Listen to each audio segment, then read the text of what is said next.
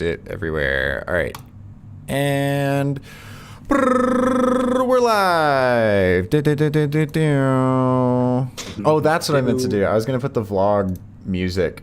On the background? Yeah, that's what I was going to do instead of playing stream beats because I'm so tired of it. That'd be so cool. So I'll just put like everywhere. All right. Oh, no. I could hear myself. That was awkward. Anyway. Yeah, I'm gonna play like the older vlog soundtrack, I guess. That sounds fun. Review media, YouTube vlogs, music, export. There we go. We're just gonna play this. What up, Kyle? How you doing? Welcome. How you doing? Hello. All right, that should be good. Actually, that's kind of loud. I'm gonna turn it down a little bit more. There we go. Well, welcome everyone. I need to get this shit posted everywhere. So I'm gonna do that real quick. All right, and then I need to put it on Instagram and the Discord. Yeah, put it instantly out there. Dude, I'm gonna put it instantly on the Instagram. Alright. And then get a little shot of this. Why is this Everybody look excited. $70? Great. Streams are back. https://bit.ly/ Ooh, what up, Leo? How you doing? Motion live 1. Watch now. Alright. There we go. Cool. Well, what's going on here? What's happening here? What up, Manavana and Leandro? Glad to see y'all. It is going swell. I feel much better from a content perspective because we have our video editor. That's very exciting. The vlog is just being made as we speak. All I have to do is just film things and they will just be put into a video. Sounds pretty cool to me. So that's exciting. We've had all sorts of fun interviews this week for the motion designer role. Those are going well. And we've also got interviews coming up for the internships as well. Boy, it's going to be really, really difficult, especially on the intern side, to make a final decision. But I'm very excited. I think it's going to look like a whole new Revee. It'll be 7 of us, including the video editor at that point. So I am stoked for that. But anyway, to get into what is happening here, you'll notice things look a tiny bit different and that it says Motion Design Live instead of Group Loops. Because low-key, fuck the group loops. No, that's it. Just decided to. We're not doing the loops anymore. We did 31 of them, and that's kind of tried and true at this point. You know, we could knock those out, but it's a little too easy, and it's not that fun for us anymore creatively. So what we're going to do instead is have shorter streams, hopefully every day, barring like people's schedules as well as like client calls and that sort of stuff. But we're going to be trying to do shorter streams every day where we're just like, I don't know, what do we want to make today? You know, that sort of thing. And we're not trying to get everything created in one stream anymore. We're effectively going to be working for an hour and a half every day on stream on whatever we want, experimenting and playing around in After Effects and Illustrator like we used to. And we will be posting whatever the end result of that is every 2 weeks or so. So welcome to the Revee Content House. It's fun here. We love it here. But that's the gist. That's the plan. We have no idea what we're going to make today, but we're going to chat about that. So you'll get to see the entirety of the process, not just whatever super machined thing we've got going for the loops at this point. So I don't know. On that note, y'all, Do you have ideas on what we should make today, Sam or Imsety? Do you know? Also, Noah is currently out for family matters, so he will return. Don't fret. But he's just not here today. Anyway, Sam and Imsety, what is happening? Yes. Something like that. What'd you say? I'm from the sound. I'm from find a cool sound like and then animate to that. Okay. You want to just I like don't know. each have one sound effect that we animate, and we'll probably each interpret it a different way or something? Yeah. That sounds something cool. like that. It kind of sound like the music, the start of the music we used It to. does. Yeah, me and Noah. At the start of the music, that's how it sounds like. Yes. That's funny.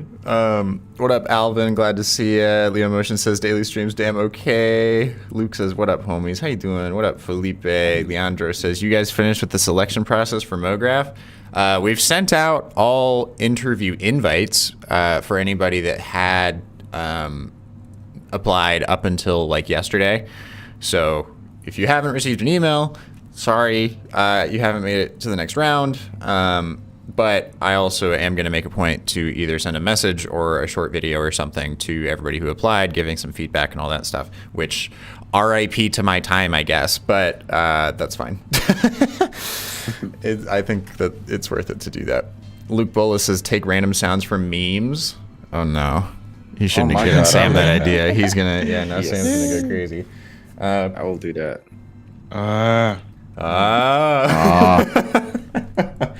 That could be cool though, because those are such like iconic sounds that already have a very distinct like visual with them most of the time. So it could be an interesting way to like try and make it really feel like it fits whatever you're doing, you know?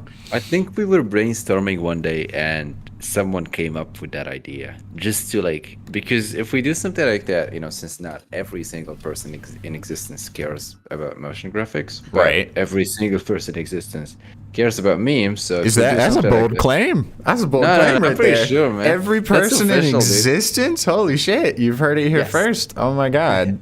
Yeah, memes were very old, you know? If that's a really good idea, you know. I actually have seen an example somewhere on Dribble, I guess. Someone or a studio recreated this confused guy memes, and it was pretty good. Let me see if I can find it. Cool. But yeah, it's a cool idea. I think that sounds fun. I'm good with that. Okay, we got a couple. We got an idea on the board. Let's keep that going. Hold on. What is okay? So that one was recreate, or well, not recreate. We'll make animations based on meme sounds. Okay, there's one. We've also got Leo in the chat saying, how about an explainer that explains the opposite of what it's supposed to? Make an anti-explainer video. Like it just gets more and more confusing the whole time. Yeah. More confusing the whole time. Oh, you could also do... I could take an anti-explainer video to mean like it just says every bad thing about a product ever. Like it tries so hard not to sell you on it, you know? It's a public service announcement. I think this has been done before. It's one of these series where people try to do like if this company was honest, or like if this ad was honest. Okay. Oh, you haven't seen this ad was on? Yeah, I think I have. Yeah. That makes sense. That's cool. Let's see. What else? Just generally, space. I'm just throwing that out there. Yeah. Would love to make... I just like space stuff, you know? Man, I just want to dip out of this earth, man. I just want to be in space. I've always wanted to do an animation, like a whole video based on the pale blue dot speech. I think that would be really cool. Pale blue dot. Oh, speaking of, sorry, I know it's still space themed, but this song, hold on, let me find it for y'all, and then I'll screen share for you so you can hear it also. Is that who it's by. Hold on. I gotta... The planets... Jupiter... It would be quite the undertaking, but also would be a really, really cool just like showpiece to have and work on, I think. Let me screen share for everybody and also switch to that for y'all. There we go. All right. Screen sharing for you guys now. This track, right? Because classical music, most of it's copyright free at this point because it's public domain, right? This is a 7.5 minute long thing. All right, so it would be a pretty big undertaking, but Holst did a whole like series of symphonies based on the planets. So there's like one song for each planet, but it's just got so much texture and stuff to it.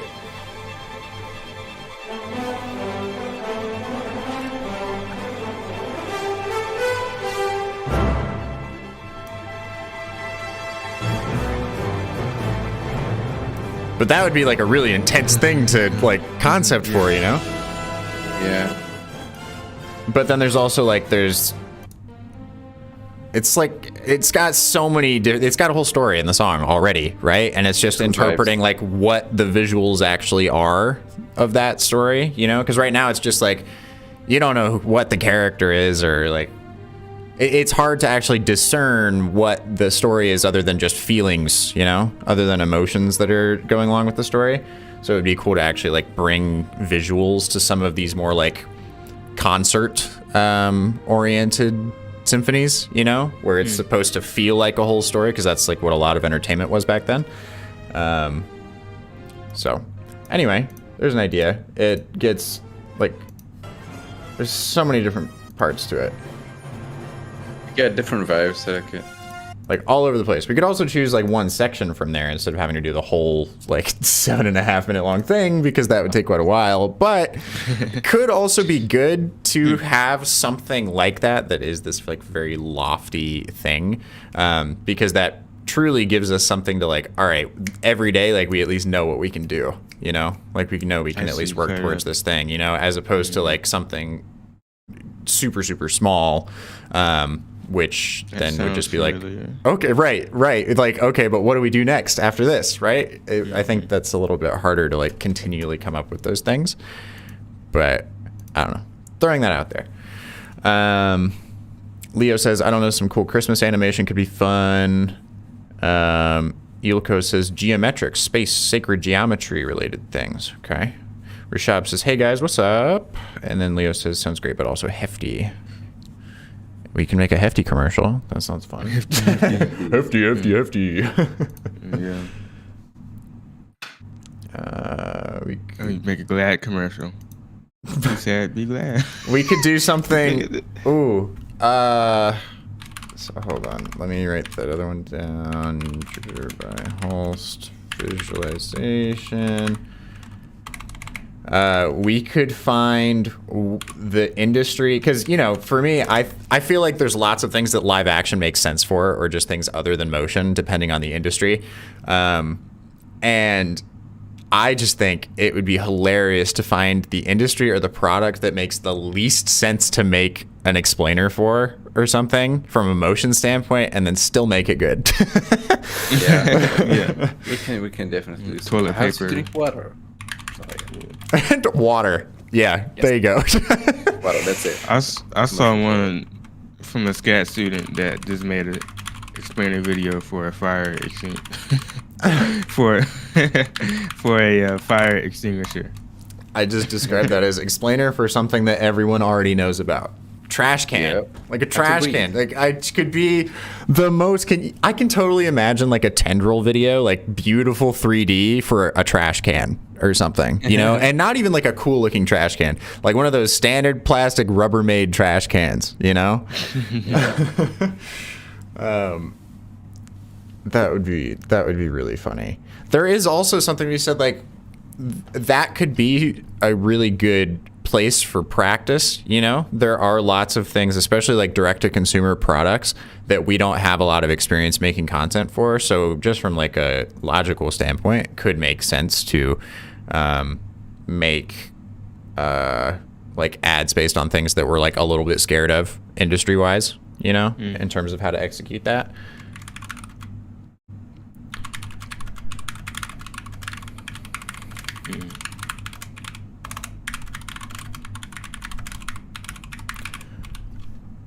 But at the very least, I'm just having fun making a list of ideas. Like a fake movie title card, you know, at the end of a movie trailer, you see the final, like, Black Panther, you know. I like that. Oh, okay. I fell in love with this one so much when I first heard it. Yeah, one. Let's see.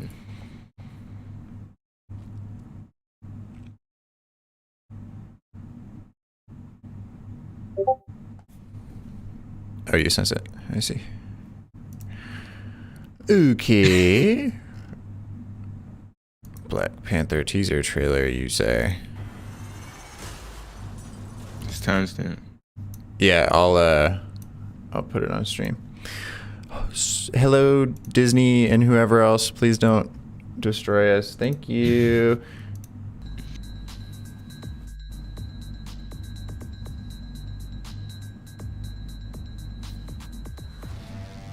When I first watched, it give me chills, and you see like the thing slowly, you see the lines start to form, and then I don't know, that sort of thing. It just kind of forms out of nothing. Got all the little glyphs and stuff. That when the jewels beat going on in the background. Mm-hmm. Yeah, I really like that. YouTube's gonna be like, "You're using copyrighted content. Get that out of here. Why do you have copyrighted content?"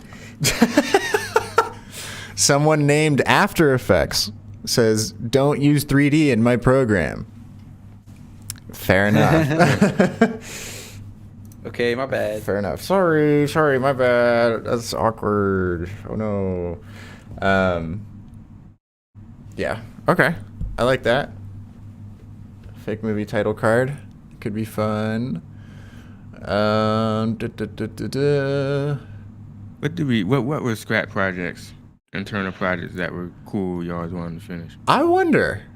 You know? I do have one. Because most of those I just did as loops. Yeah, I do have one. The one I was working on. And let me actually open up like how I concepted that and like how I got the idea. Okay, cool. Let me know when you have it open and I'll switch to your screen. Okay. You guys are... Jake's telling After Effects to stay in his lane. After Effects. Yeah. After Effects always trying to boss everybody around. Like, come on. Jeez, dude. Trying to gobble up Figma and all these other people. Jeez, get out of here, dude. Stay in your lane. What's next, huh? What could be next? 4D? Cavalry acquired by Adobe in a giant acquisition play. That would be hilarious. I know maybe they end up, because Cavalry is pretty based on, isn't it a lot of it just like generative sort of like making giant rigs and lots of stuff that could be done with math and expressions. I wouldn't be surprised if they end up getting bought out and turned into like a plugin or something directly within AE. That would totally work. Mm-hmm. So at Cavalry, if that happens, be sure to send me a royalty, I guess, because just giving that out there to you. Yeah, that's funny. I kind of think of Cavalry as like the Da Vinci of the motion world. You know, like Da Vinci has great things about it, right? But it's certainly got its own niche community compared to Premiere and Final Cut and those sorts of things, you know? But you can't really beat Free, so Da Vinci certainly got a strong play. Anyway, Sam, do you have it pulled up? Wait. But I don't know that I think I tried to do the pale blue dot speech like right after I got out of high school, and I was like, I don't have time for this. I'm in college. I got too much stuff I got to be doing right now. No way.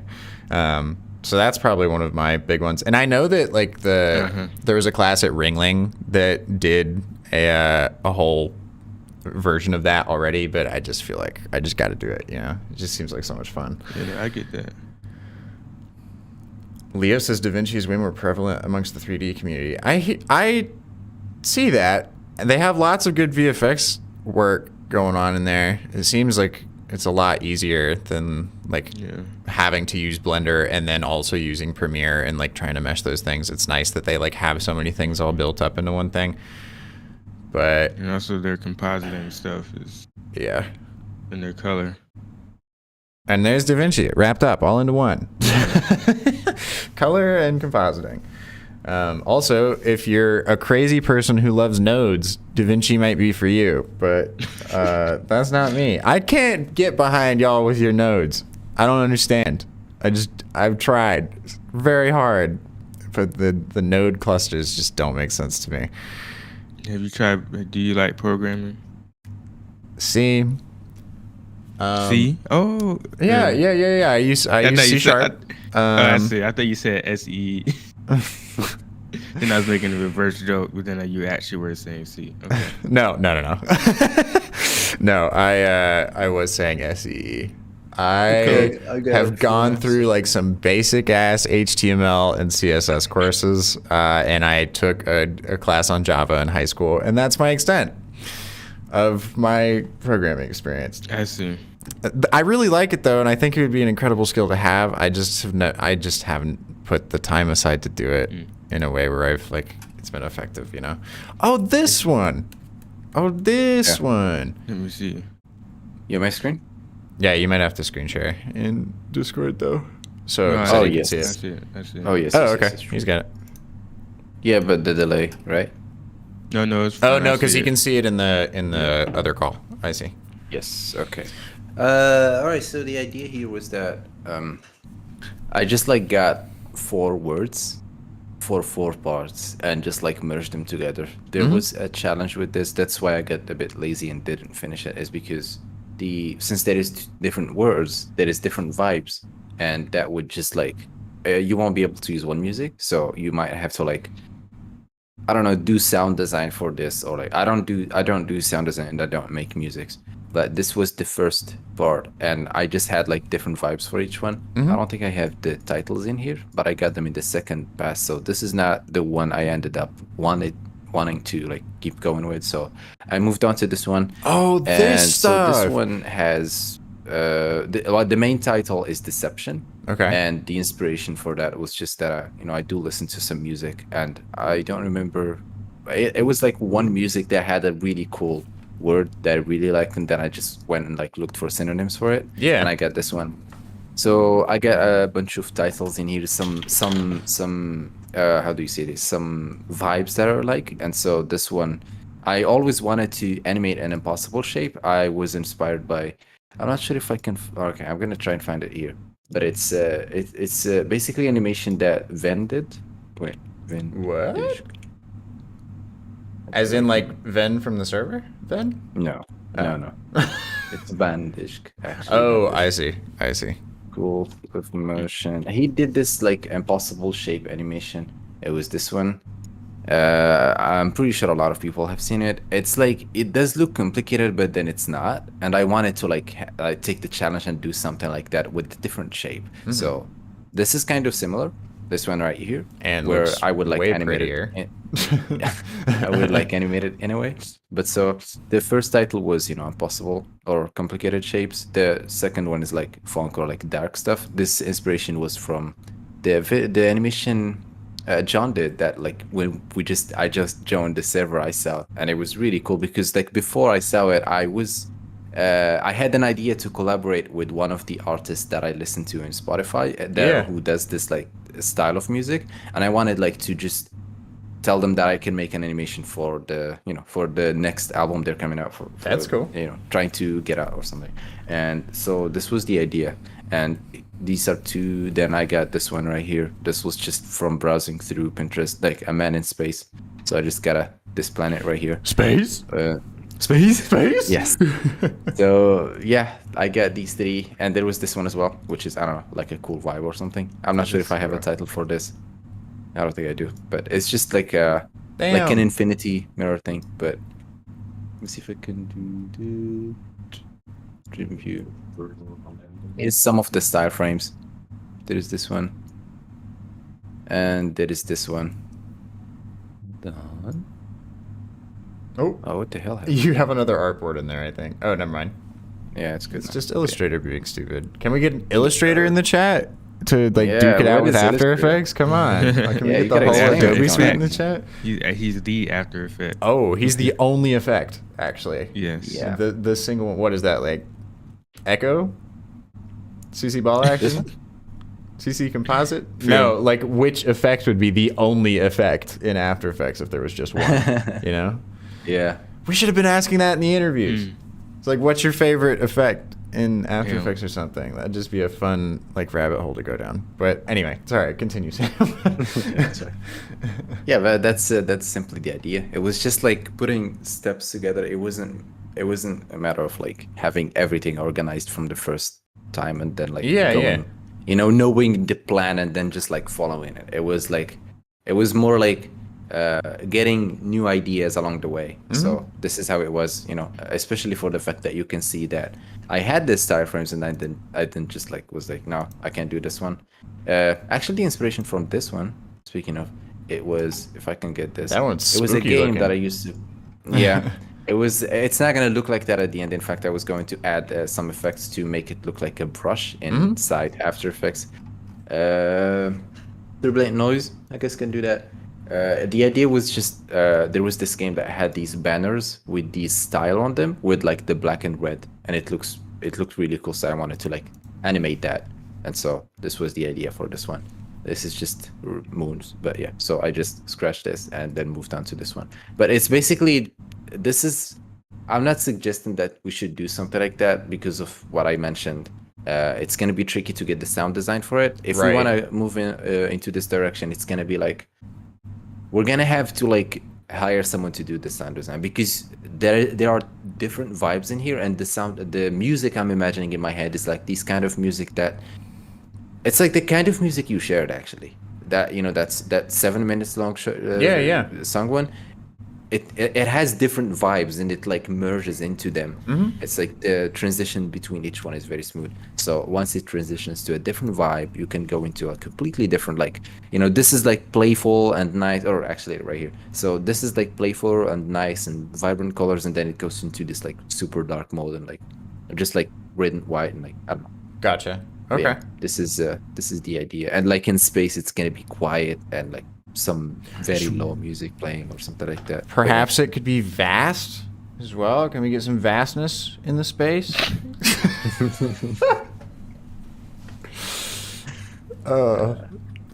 Yeah, that sounds. No, I think it's really cool. And I mean, out of everything that's there, obviously I really like the space stuff.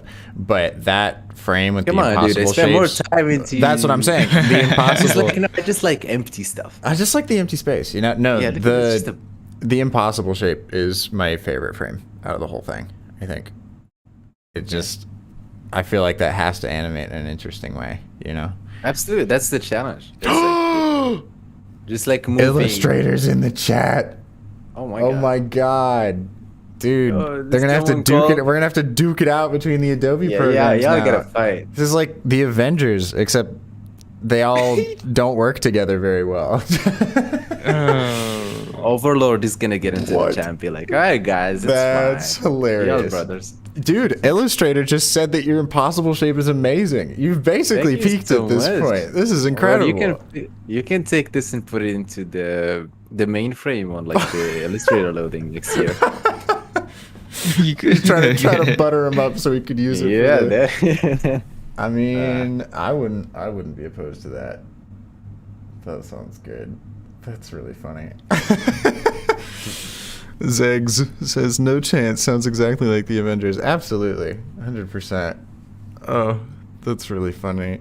Wow. If we get InDesign coming in here, everybody can just dunk on InDesign. kick them out. Screw that. Yeah, kick Get them them out. out of here. They're banned from the channel. Get them out. Sorry to all you that still work in print. That sounds sad and not Sad, fun. I know. I was going to say that. Yeah. It's a very sad life. Yeah. But anyways. Awkward. That's funny. What up, Woru? How you doing, dude? What's up, man? He gave a howdy, folks. What up, Tutu? Howdy. Spelled Twotwo, not Tutu, as you might think. Not a T-T. ballerina. Not a ballerina out here, all right? That's funny.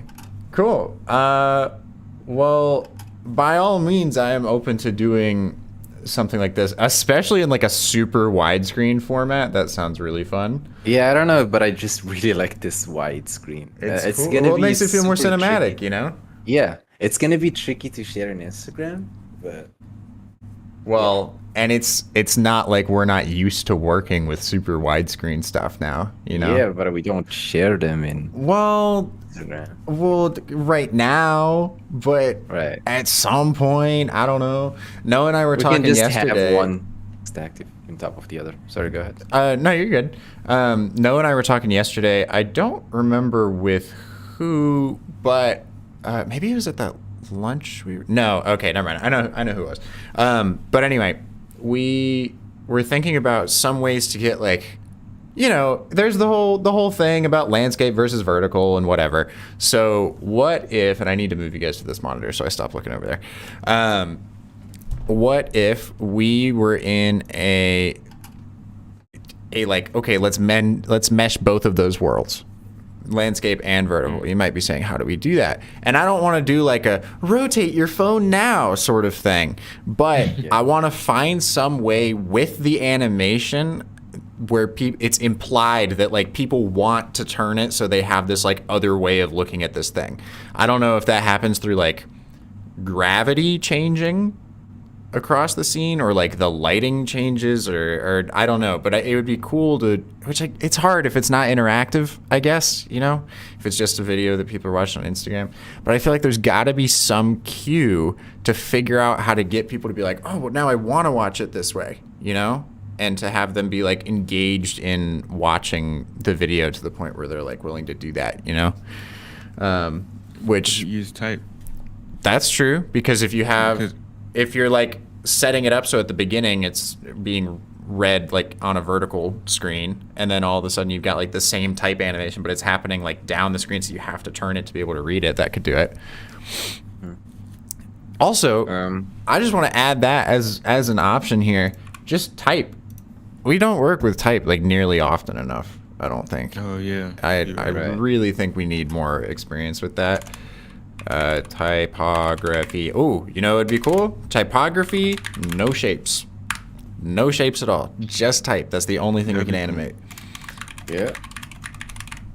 Now, I'm not going to say that we can't do like, we can't do some sort of path animation and things and like create outlines from the type, but I think it still has to be type and legible type at that. Text tool only. Text tool. But you could also find like I can think of ways where we could still make some cool abstract shit, because if you have like an A or something and a big bold sans serif font, you could just make that text layer absolutely huge and then have just the corner of the A in the frame, so you get this cool like I don't know. That seems like that opens up a really interesting like world of opportunities with that. And there's so many fonts. It's already like you have all of your shapes made for you, you know? Mm-hmm. It's kind of cool. I had this idea, but it's not. Just gonna shoot it anyways. The examples I showed right here that I made. Mm-hmm. You can see them vertically or horizontally. But since you can see them vertically, then people are just gonna be like, well, if I can see them that way, I don't have to turn my phone. You know what I mean? They're not gonna get the idea that you can see it in a different way if you flip your phone. Right. So, I guess it's gonna be difficult to make people turn their phones. Well, maybe I've we never don't. done that, but Maybe we don't need to make them turn it at all. Maybe we make an animation that looks good, because, you know, we use gravity and a lot of other things that make it hard to, like, if we took one of the loops and put it sideways and just uploaded it as landscape, it would look weird, because it's like none of the physics are making sense, but we're doing a lot of physics-based interactions, right? Right. But there's got to be some way to make an animation, maybe it's just excluding gravity or something. Maybe you just establish that we're in this floaty world or something. But there's got to be some way to make a video that looks really good in both landscape and vertical, you know, where it like makes sense both ways, and that could be a cool challenge as well. Because that way, you could upload it as either, or like maybe it's like you know those holographic cards, you know, where you like tilt it, and because of like the angle, you can see like one image versus another image. We're not gonna be able to do that with like a flat screen or whatever. Also, my mic keeps peaking. I think that's my bad. Anyway, we're not gonna be able to do that necessarily because it's a flat screen.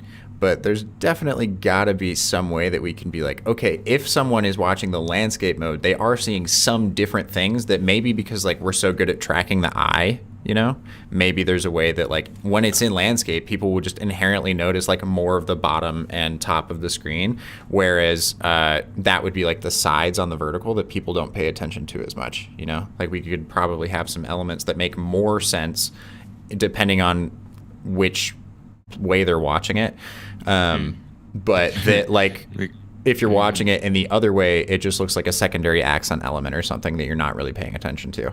That could be cool. You could tell multiple stories in one, like a building, and you cut a building in half and you see all the rooms going on, but you know, but you can only focus on one at a time. I like that. Yeah, I mean, we could do some animation that is not mainly based on gravity, but it's gonna be tricky to like have 20 seconds or 30 seconds, all of it without gravity, you know? Because you know you can have some floating stuff, and like those infinity mirrors wouldn't necessarily like be you know, following somewhere, but like when you're doing, for example, the infinity.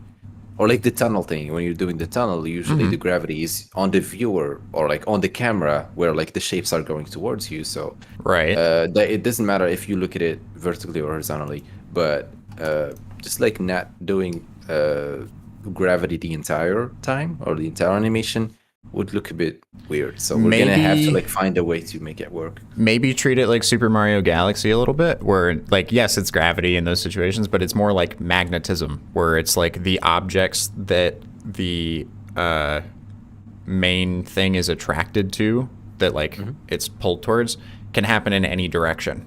You know, so imagine it's like, instead of normally if we're at like a really big scale, here's the ground plane, and then we've got a ball. And it would be like, oh, of course, it's going to go like down and sit here, right? But if instead of it being the whole ground plane, it's just like a circle in the center, and you've got the ball could go like anywhere around this circle. It's just like still attached to it, kind of, you know? It could hit anywhere on there. And so you could have that with like, as long as there is an object in the scene somewhere that's like slightly bigger than the previous one was, it can like get attracted to that object instead or something. Like purely like taking gravity but making it more like there's more objects that it could actually be attracted to, you know, as opposed to just one thing. I see. I think that could work. Or you just completely live in floaty space the whole time, and you just have other objects in the scene that it interacts with, whether it's like bumping into it or whatever. But also like I would like to get to do a project or a video where we're not like in that, which sucks because that's such a smart thing to do, you know, to have your main object so that people's eye can be tracked very easily and whatever. And I'm not saying necessarily that we shouldn't have one entirely, but it does feel like everything we do has that like very clear, like you are supposed to follow this thing, you know? So maybe that's right now, the type option I think is the most intriguing to me, because that's just something that we don't have a lot of experience with, and I think will teach us a lot of things. And will force us to have to do some of that, but like we'll track the eye, which I think we already do. We'll track people's eyes more with the actual null movement of the camera rather than an actual object that the camera is following, you know? It's essentially like you're just taking you're still using a laser pointer, right? But you just have the laser pointer turned off. So you're just not seeing the dot all the way down there, but you still know where it's pointing generally. I see. Which I don't know. I think that would be fun. Ooh, a spam call. Hey. Hello.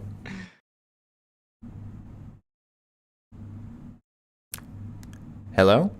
You can't. They just ended the call. No. They know you're streaming. They do. They do. No, It was yeah. actually somebody They're found watching my the number stream. somewhere, and they were just checking to see if it was actually me. So now they know. Yeah. Shoot. Oh my God, I I just just got doxxed. I doxed myself is what I just did. That'd be funny. No, but I think that would be cool. Could be fun. Let me check with chat really quick. Sorry, I've been an absentee father to chat. My bad. Yeah, there's a bunch of cool ideas. Zeg says 2 perspectives sounds sick. Leo says kinetic type. I really want to push type. I think it'd be so cool. Jeremy type. says typography are kind of shapes, to be honest. That's what I love. Kinetic type is hard as hell. It would be cool to see that as a project. So it seems like a lot of people are interested in type. Wolverine says have some sort of text in the first shot vertical, then have it transition to the next shot and have the next text horizontal. That implies that you rotate your phone while watching. Really interesting. Rahul says he looks like Google's CEO. Who? Who? Sam? Oh my, yeah. Wait, You know actually he what? does. Holy shit. What? Bro. Yeah, hold on. Sam, you look like Google CEO. I don't think I do. But No, thanks. no, but you do. Hold on. Because both of us have glasses? Nah, he just looks like an older version of you. Yeah. Hold on, I'll pull it up. Yeah, I see him. I have a waist. He looks like an older version of you. That's hilarious. Can you see the? I need to get like an image that's like down by Sam. Everybody, I'll just get out of the way here. Just Get out. Take a look at Sam real quick, dude. Wait, see, what are you doing? Fair. Oh my God. Would not have noticed that. That's hilarious. Yeah, that's fine. Okay, maybe he doesn't. That's a good thing. I mean, yeah. Sam's got power. Successful. He's got Yeah, the you got power. composure. Yeah, you got the composure. Yeah, You I'll got be that the next successful CEO for you. facial structure. Leo says gravity shift could work. Master Game says, hey, Austin, howdy. Alvin says, I think that would work. Bonus off-screen content. Yeah, I think that'd be cool. Ulrich says, what if different angles create a different narrative? So when you're viewing in horizontal, you'll get a different message if you're watching vertical. Would be cool if we could pull that off. I mean, so far, I'll just read through the list of what we've got. Charlie says, I'm eating Oreo cereal out of the box. Life is good. That's a vibe. The ideas that we have right now, let me switch back to my workspace. There we go. Make animations based on meme sounds. Make an anti-explainer video. Christmas animation. If this ad was honest. Space pale blue dot speech. Jupiter by Holst visualization. Explainer for something everybody already knows about. Ad for an industry that scares us from a motion perspective. Fake movie title card. Typography. No shapes, only animate type. Tell multiple stories at once with a video that could be played in vertical or horizontal. Da-da-da-dum. These be the options. Do you want to each be a different shape to vote on this? I'll be a star. That sounds I'm fun. a circle. No, I am the star. My logo has a star on it. I'll let you be the star. I'll be the circle. Okay, thank you. All right. I say type for me. Sam. Hmm? What does Sam say? Wait, what did you say?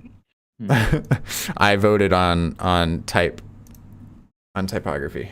No shapes, only animate type. Oh, out of all the... Out of all okay, these. to multiple stories at once. We could also combine some of these. Like, I bet doing this, we could also do this. Like, this could be a fun requirement to have regardless of any of the other ones. Right. You know? Regardless of which one it is. Yeah, I would definitely combine. If you, I mean, since you really like typography, and I like that as well. I like the type. Yeah, we can do that, but I would definitely try and like, combine it with some other stuff. Cool. You can do the meme sound. Meme sounds are only type animated? Yeah.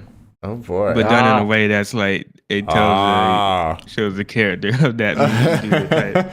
I can see that one. It's just like originally just an A, and then it just goes A until you get to GH at the very end, and then it just adds like period with donk as an extra sound on it, you know? We can definitely do the memes related stuff. It's just not gonna fit if like we do it all the time. Well, You could and do it Yeah. like once in like 3 months we do something weird, something crazy. right, something because out it of the doesn't box. really fit the brand all that Yeah. well. Yeah. But and that's could do mostly just because inside our jokes. audience is older, but you know. Oh, we can do You could use our own so humor, many like- inside jokes, dude. Like Holy you could shit. do like and you And you, and you and and me. like different and you pops up maybe in different fonts. Different Across the fonts. And screen like or just in something. different parts of the screen. It's just Yeah. like and you, and you, and you, and me. But it would still work because it's just like people just see it as a quirky, you know. Oh, Yeah, okay, we that's could come funny. up with. All right. Well, all right. Okay. All right. If we're doing type, I'll move this over here. I'm good about that. Let's make ourselves a brief, shall we? Okay. All right. So, top level, it is. Okay. First of all, I'm gonna do this. Okay. Well, I didn't want that, and I'm gonna say space grotesque.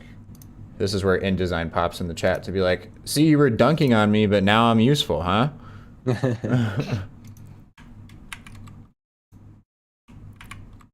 No. Typography. No shapes. We said, screw the loops. We don't want them. Get them out of here. I don't want it.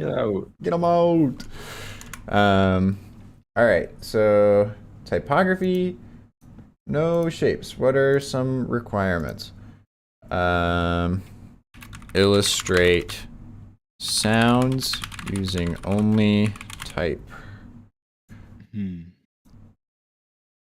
we're using plain, just like a plain, plain text, like how it gives some form of uniqueness to it in some way. No plain text, i.e. white type on black Yeah, background. that's it. Because Using- there's got to Oh, be look, some guys, I cool way made to it. do Type like, animate, yeah. if it's all within type, we could probably use some like some animation of like lines or well, okay, this says no shapes, but I kind of feel like there would be a way to like, as long as it's all masked within the type, you know, you could like, or you have to, oh, actually no, never mind, fuck it, still no shapes. We'll just have to find some interesting way to make that work, because I'm imagining you could do like some sort of intricate scenes masked within letters and things, and I think just doing that with type and like the different color, ooh, we can treat type like pixels. So like each piece of like each letter can be a different color if you want to make an image or something, you know, like real I see. ASCII-esque. That could be cool. Yeah. That could be cool, yeah.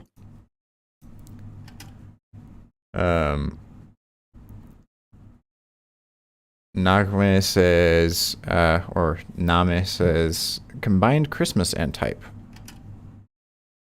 Yeah. There could be some Christmassy shenanigans going on there. That just means we have to do it before before the end of the month. We gotta have a Christmas output for it. Leo says just use the letter I. Jeremy says dots and O are like circles that can be used. That's fair. Right? It's a period. It's a period, dude. It's not just a circle. It's a period. See? No plain text, white type on black background. And yeah, I guess it would just have to be illustrating sound. What else is there to do with it, you know? Like what else would give us guidance as to like what to even visualize other than sound in that situation, you know? Oh shoot, I stopped the music, my bad. Colors, There it goes. gradients, animated gradients. What about him? What did you ask again? Oh, I said like what would actually inspire what the animation is, like what the content and what the message is other than the sound, you know? Yeah, well, animated gradients would help with that. They're not gonna. It could be stuff made out of text. You kind of touch on that if each letter was a pixel idea. Yeah. Like literal.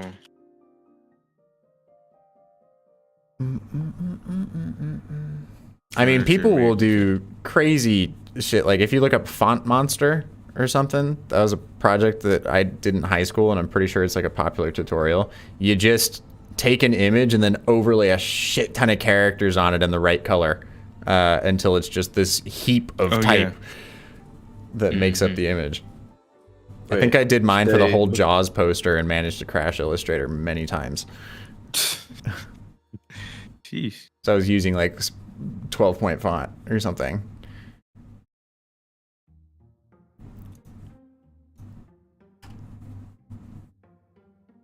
Maybe choose the text first. That would give you ideas. That's true. I'm more so looking for like defining the overall what we're doing here. Like the highest level version of the brief, more so than like the actual, I don't even know what to call it. I want to do multiple of these, basically, is what I'm saying. I want it to be like a little series, I think. Should we put a number down of how many of these we have to do then, I guess? Do power 3. So, oh, do you want, so like each of us does 3 or like there's 3 installments. That would be like on Instagram, it would be, you know, like a perfect 3, but. Oh, okay. I see what you're saying. I gotcha. I'm fine with that. We can do 3. 3x.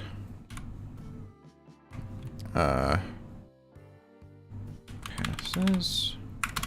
And the format would be just like, I don't know, just depending on how many sounds we use per video, they would each be a different length, probably. But I'm assuming it would be more of like a compilation.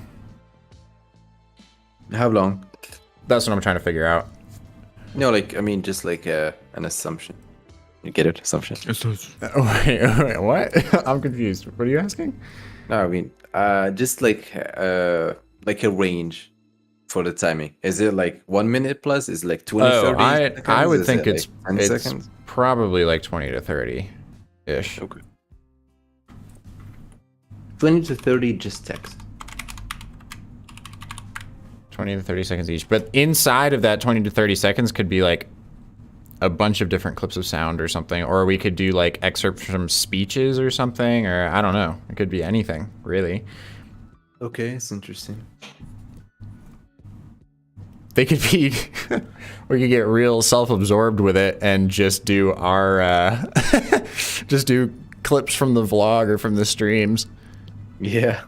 And just Tint like them to animate purple. those with type or something. That'd be cool. That could be a fun way to do it. And it would be really meta because it's usually talking about motion with that. That could be fun. You just watch a sauce video. A what? Oh yeah. That's actually a perfect one. That would be great. Sound is a clip from the vlogs or from the streams. Sriracha would be a great example. Also, I totally, like, this is an aside and would only make for like a, we could make a little script for it for this too, I guess, but I had an idea earlier for, we could make like a video series actually called just like match cuts. And it's actually just like the only way you can go from scene to scene is like something to do with a match, like an actual match, or with like something related to a cut, like a knife, or I have no idea, but that could just be like a, that would be like just a stupid pun series. Could be funny. I see. Jeremy says maybe a font restriction per reel, like 1 font with a lot of family or 2 to 3 fonts. That could be cool. Ooh, animate some Vsauce intros. That would be dope. Vsauce. Hey, it's Vsauce. Could also be Vsauce, because they talk about. He talks about just like interesting topics, you know. Right. That would be cool to illustrate, especially if it's just with type. That would be really interesting. Yeah, you could do like some eyeballs too. There's so many things like podcast openers. Shit. podcast. You know, like the hooks that they edit for podcasts and stuff. All of those are just like such good, like punchy, like, yes, I want to listen to this, you know? That would be really, really interesting. I like that. And I like the font restriction idea. We should limit it to probably like 3 fonts or something. I'm not saying like 1 per video, although that would be like a major restriction, but I feel like it would be interesting to see how we can like mess with multiple different font families together. So maybe like 3 fonts max per reel. Could be cool. I like that.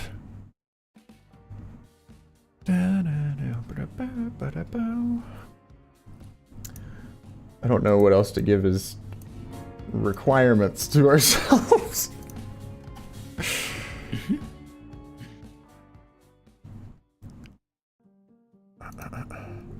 And it's not like we have to give like a certain amount or anything. I just want to feel like I know what to do with it, you know?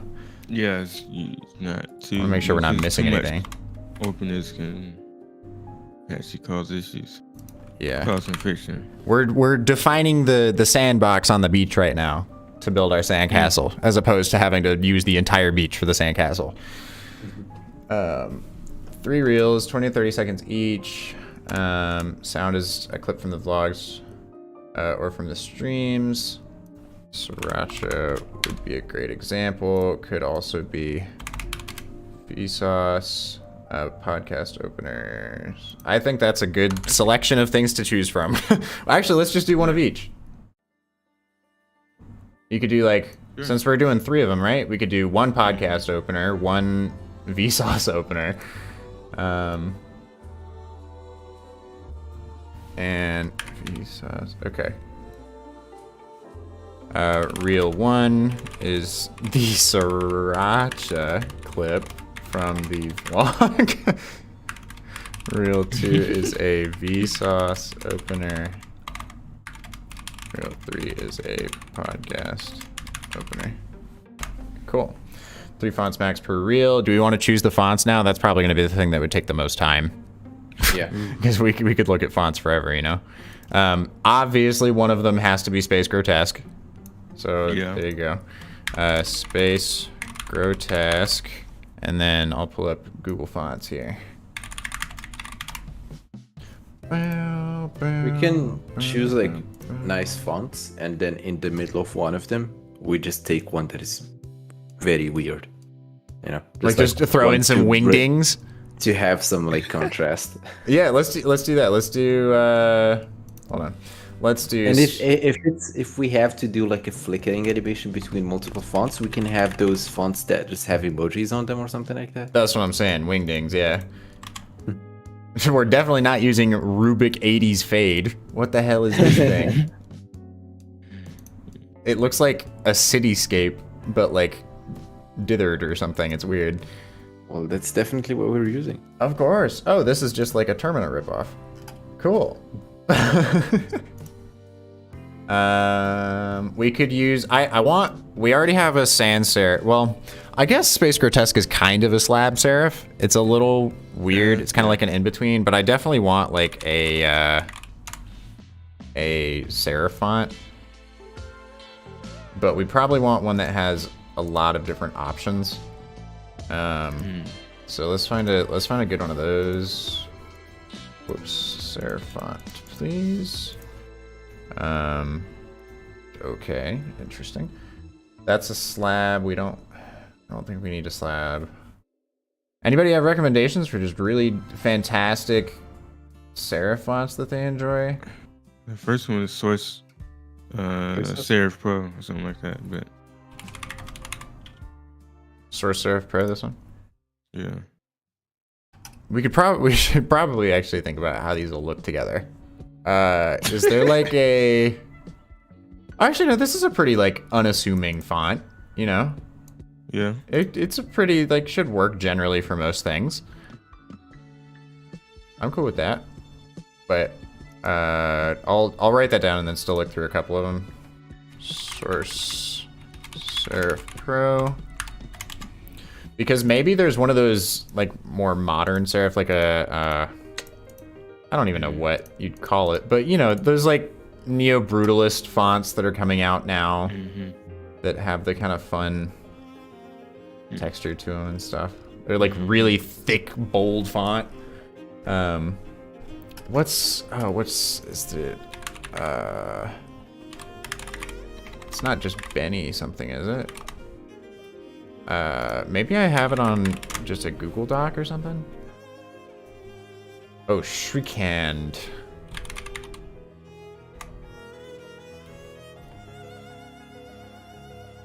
Except it only has one weight, so that's not really great, and it's all italicized. Those are all the good ones that had one weight. Shoot. Maybe there's another one. Impact, hell yeah.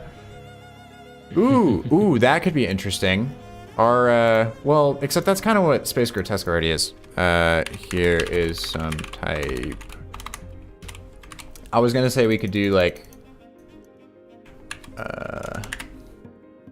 this, we could do like a Courier New, sort of like this is what would be in a like terminal type font. But Space Grotesque is kind of just like a more modern version. Actually, no, the more I'm looking at it, the more it really is just like a good sans serif. Okay. So maybe we can do something that's more in this sort of vein, you know? We're getting real graphic designy in here today, you know? I wish they had like a similar font thing. A similar fonts thing. Number of styles. Can we get... Yeah, I want big families. Big font families here. This one's kind of interesting. Chivo Mono. let's see. There's a delay. Oh, I think I'm screen sharing on Discord. Still. We just see Firefox. Yeah. It's it's one screen, or like it's one page. Oh, I see. I got you. Hold on. There you go.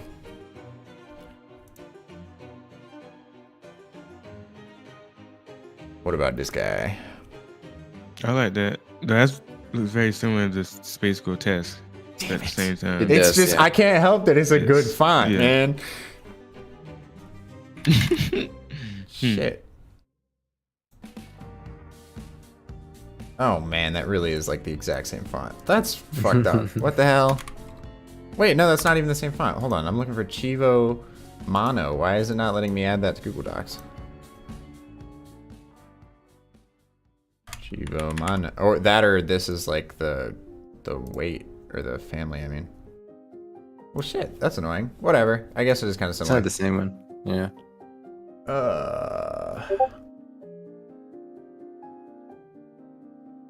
Font share, you say?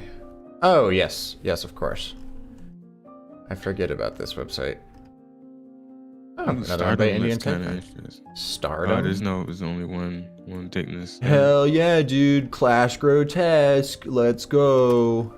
Time to go on a clan raid.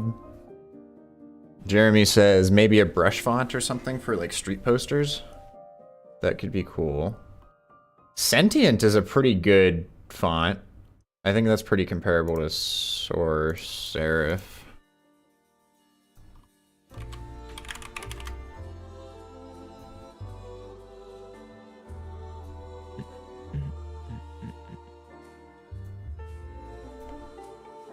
That's pretty similar.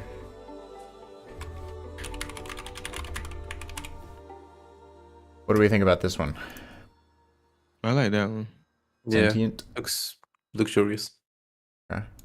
Is it also on Google Fonts or is it just on this thing? That's unfortunate. Well, we can just download it, it's no biggie. Yeah, all of them are open source. Okay. Okay, so there's our serif then. And we need one more. What would be a fun one? Like Well, a and we display have font, wingdings something for crazy? whatever. I see. Oh, okay.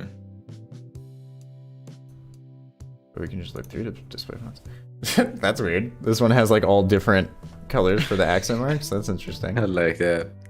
That's kind of cool. Ooh, these are actually these are rough. The military fonts. Yeah, these are getting crazy. I used to use this one for some stuff, I feel like. I think I've used that before as well. Alvin says, have you checked out fonts from Oh No Foundry? They have a couple in Adobe Fonts, so let's find out.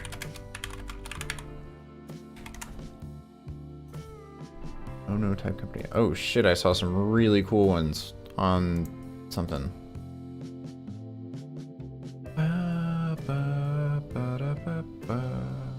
It's like a restaurant. Yeah, they have so many different fonts. Holy shit. How is anyone supposed to actually look through this? There's just too many things to look at here. I think it's all the same font. It's just different. It's a variable font, so there's different. I see. You click on each one. This one's really cool looking. I like that one. But do I want to pay $129? No. You said some of them might be on Adobe Fonts. Oh no, Font Foundry, Adobe Fonts. Oh no. Oh no. Oh no. I think we might have some good ones here. Isn't it the third one? Can you check the third one? Up top. It's not that one. This one's Oh, different. it's this is yeah. a sick font. What the hell? How have I never seen this? There's got to be a billion people that are using this. Look at that. Yeah, Nice it almost and feels like bold. I've seen it somewhere. That's pretty cool. And it's got cool little like upticks in here. And then some of this looks very similar to Space Grotesque to the point where I might even want to use this just because it might be more interesting. Oh yeah, Adobe Fonts. Someone mentioned. Yeah.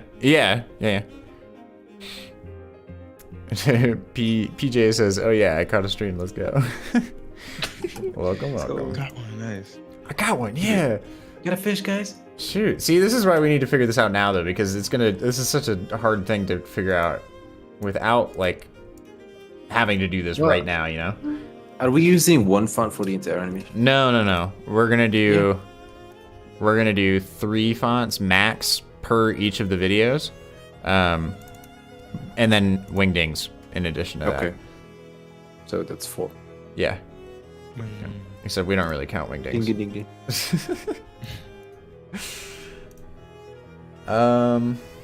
Let's look at this one. This one looks pretty fun. Really wacky out there font. It's like the 70s, but That could be cool though. You can hardly read it. But that might make it interesting to use, you know? I like it with the gradients. That's cool again. I'm fine to have this be our other one. yeah, that looks cool. Ekman Psych. Ekman Psych. Ekman Psych. Yeah. or this thing. No, that is insane. Does it have color on it? What the I think hell? It does. Boy, or there. I don't. It looks like it does have some color, but I can't tell if it's just like some weird compression error or something. I think it's color. Weird. These are all cool. Oh, this is so smart. Jeremy says, make the reel about the story of the quick brown fox jumping over the lazy dog. Oh, I like that. That's really smart. I like that. I'll add that in here. Or the quick brown fox jumps over the lazy dog. That's cool. I like that. Oh, this is. Or it could be Lorem Ipsum. It's all about Lorem Ipsum. Yeah. Yeah, or Lorem Ipsum, whatever. Or Lorem Ipsum. Jeez, that's really funny. Oh, there's so many type jokes, aren't there? Shoot. All right. Well. Yeah. Sure. We can have Ekman Psych. Okay. And Ekman Psych. Oop, that's all caps. Ekman Psych. Adobe Fonts. Okay, cool. There they are then. I will download those other ones now. I'm just gonna switch out my screen for that, just in case I accidentally show any client stuff when that pops up. And I will put them in the folder for everybody.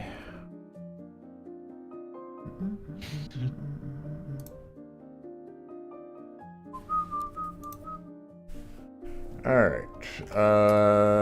Review internal.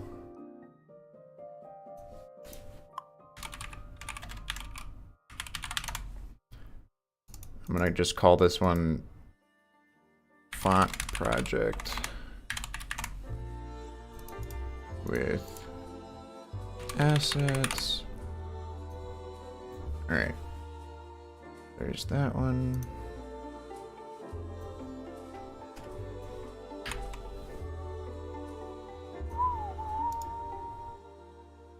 Oh, well, I guess I won't download all of them because some of them are just available in like Adobe Fonts or whatever. All right, and then I need... Okay, cool. Give me that Creative Cloud and Ekman's what? What'd somebody say?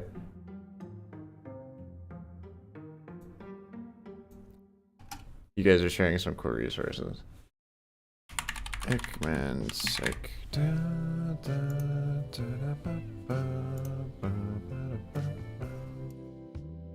Alright, cool. Cheers Spotify playlist, guys. It's mainly. It's all the vlog music right now. Oh, you're doing the vlog music. That's right now, all okay. that's in here right now. Well, it's not all of the vlog music. Yeah. It's most of the soundtrack, but I don't have an edited version with all the new ones that we've got. We've got like 4 other songs we're using now, but Okay. yeah, that's what I've been playing the whole time. And I can link the Google Drive link to it, I guess.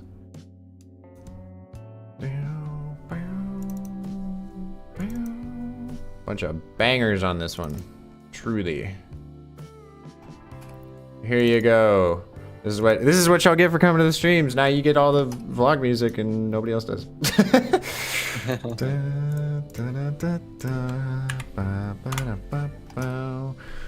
I'll be right back. Yeah, you're good. Cool. Well, that seems good for that. I have all of them. Or I didn't install this one yet, but I'll install it now.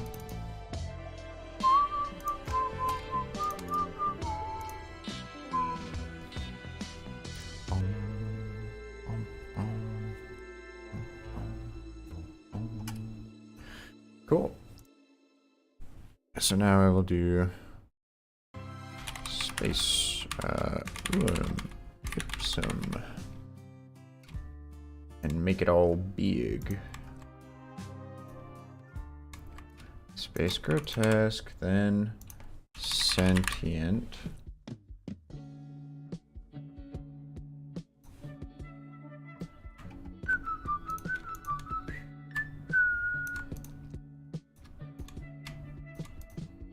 Big jump is gonna be between that and the last font.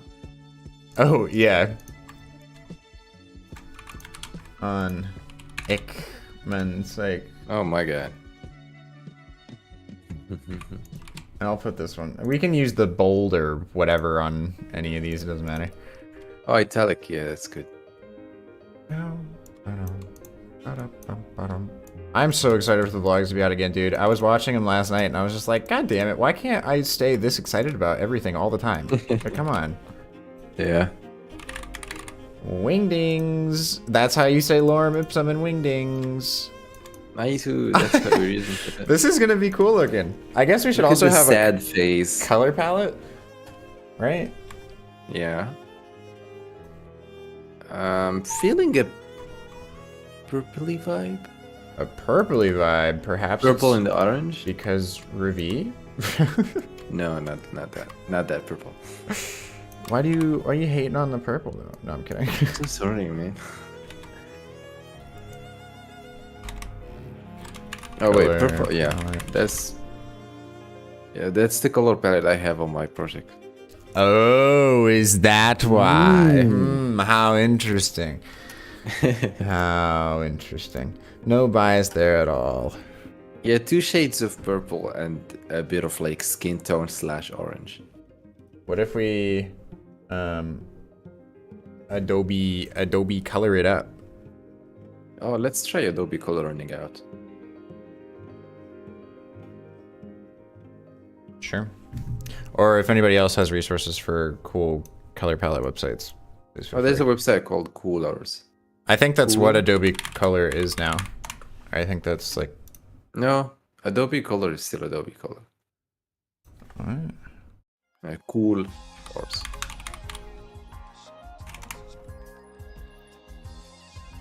Oh, this one. Yeah. I see. Because I never everybody used to got it. say like Adobe Cooler, Adobe Cooler. I'm like, what, guys? Yeah. It just says color. I've never gotten a palette from this website. I just think making your own is better, but I mean, I agree, Anyway. but it can just be like a fun. yeah, look starting at this point one. What anyway. the hell, boy? Like, that looks like crap. But Absolutely. that's why we do this. Among Us. And of course, a black and white in there somewhere. That is a huge palette. Jeez. Yeah. What the hell? That's so many. Also, if you're gonna have like, why even bother making not a palette. this? That's not a. That's just a gradient that you put steps Yeah, in. That's all. 24,000 people like Like, that. come on, they're like, this is the best color palette I've ever seen. Incredible. Hey, there's your purple. Yeah, there's another one. Here's your orange and purple, where they're all basically like barely different than each other. Yeah. That's Those are funny. very famous palettes. That's why I don't like using them. Yeah. Oh shit, that was me. Okay. Hopefully you weren't saying anything. So sometimes you can put in a random word in the search Oh yeah. and just see what Among comes Us. up. Why don't we it's do just this gonna give you the Among Us. a fun way? Okay. Ah. Why don't we do this Done. the fun way, you see? Oh, fuck off. I'm not a robot. Man, you're not a robot. You gotta. I'm not a confirm that. robot, dude. Come on, dude. All right.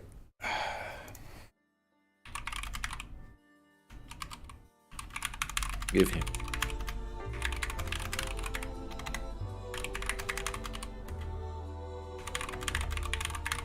It's going to be so confused. I think it's gonna give you like black and white stuff, but anyways. Well, I guess we'll find out. We will see. Welcome to the future.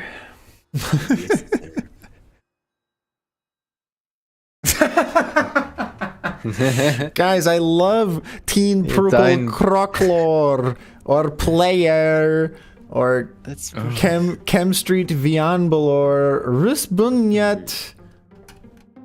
Wow, this is a really sad color palette. yeah, all of them. They They're all super pushed out. suck. They all suck. Let's just use the Dolly watermark as the color palette. It looks You terrible. can just search for a random picture, something dramatic, and then we can just color pick from the picture. That's true.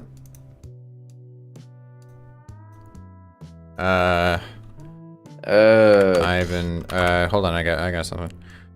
Space scene in the style of Ivan Seal. This is bound to give something interesting. It's probably gonna be more muted colors, but I think that could actually be interesting if we're primarily using like a dark background or something, you know? Yeah. Also, maybe we'll use deep glow on some stuff, but I don't even know. Deep glow might Yes, not even be sir. involved in this.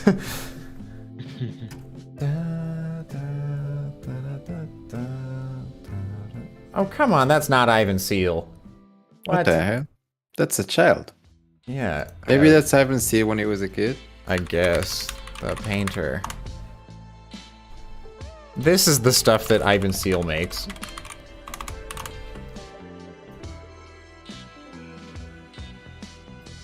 Very depressed. It's like AI generated art before it was Before it was cool, a thing. right? Yeah. Like, look at That is that. cool. It somehow looks so old despite him just making it recently, you know? Huh. It's just cool. What the hell, man? Dolly, That's you're definitely failing me not him. here. maybe chat. I like the one on the. Oh. That's awkward. That is really awkward. It's at capacity right now. What the hell do you mean? I was using this the other day. That's so lame. Tragic. Whatever. Let's get some inspo, shall we? Ebogravi. Oh, I belong to you. the bottom left. But you know, can just The steal bottom that. left? Yeah. I mean, those colors would work well for this. Yeah, but yeah. That's a I mean, trend right there. That orange and pink, it looks, yeah. this, A lot of yeah. people use that. I mean, Matt Voice goes crazy with any of this sort of stuff. Mhm. But I think his stuff looks pretty similar to one another, honestly. Cool. Want to do something that's not the most obvious, let's make neo-brutalist shit that everyone else is doing. This looks sick. Ooh. That's pretty. 40. Damn. You can. Yes, sir, you can. Oh, okay. I did not know that Firefox just has a screen cap tool. That's interesting. Mm. I guess I'll just make a little mood board. Maybe Mid-Journey? We could try Midjourney, except I feel like even still it will probably not give like Color palette. fantastic stuff. I also That haven't. saved? Is what saved? Yeah, that project file. No, it is not. Ah, how dare you? Gotta tell Noah. I know. Don't rat me out. You're being a me and Noah right now. Don't You can't rat do me that. out. You can't rat me out like that. You can't rat me out. I'll be right back.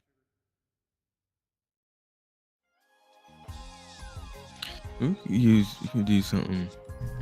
It's just one color. I like this one. Wait. Where am I looking? Here we go.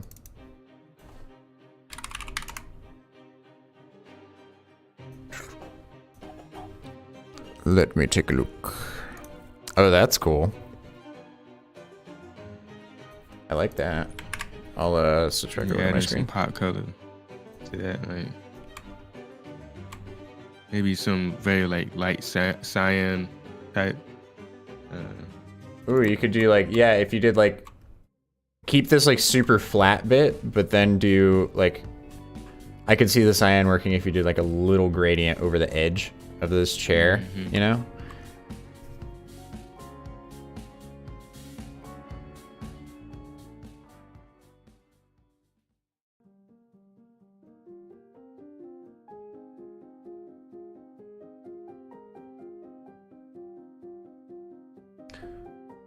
Hold on a second, sorry.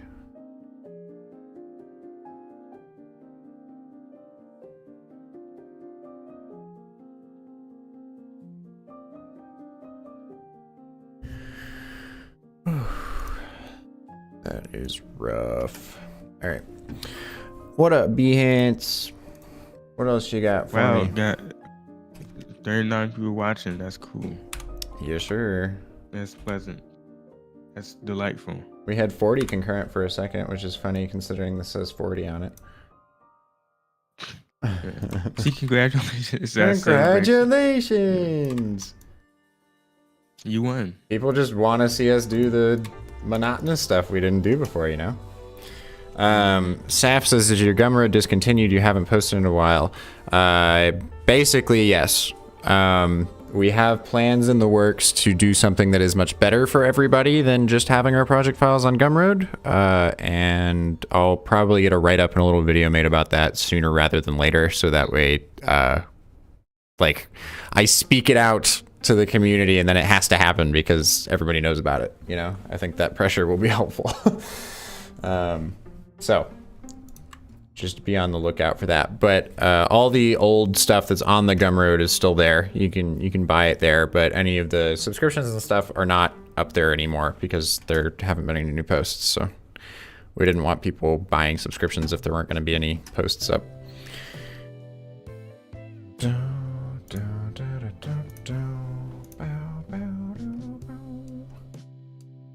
Oh, what the hell? I was like, why is it not showing me this? Oh, I love this project.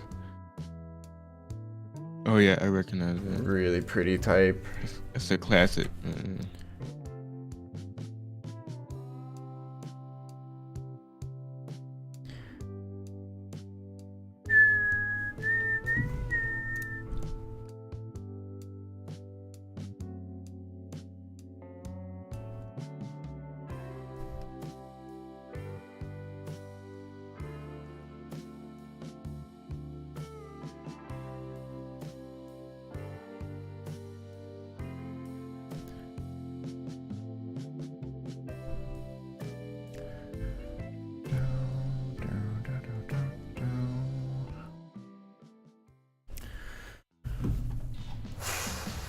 None of this is particularly standing out to me. What are you looking for? I don't know, just anything that'll catch my eye necessarily. There's no real like specific request I'm looking for or anything. It's just like when I see something, I'll know it, you know?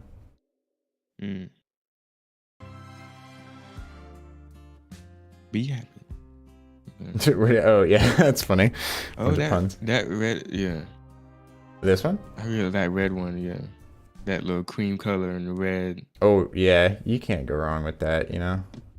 And the dark. I really like that set of colors. I like that. That's pretty. Something faded like that I think works well with type, where all the colors are more like smushed together, you know. There's not quite such a stark contrast. Can you send me a link to that, please? Yeah. That's good. Put on a black inspiration. Yeah, I gotcha. Yeah, that's really cool looking. All right, there it is for you.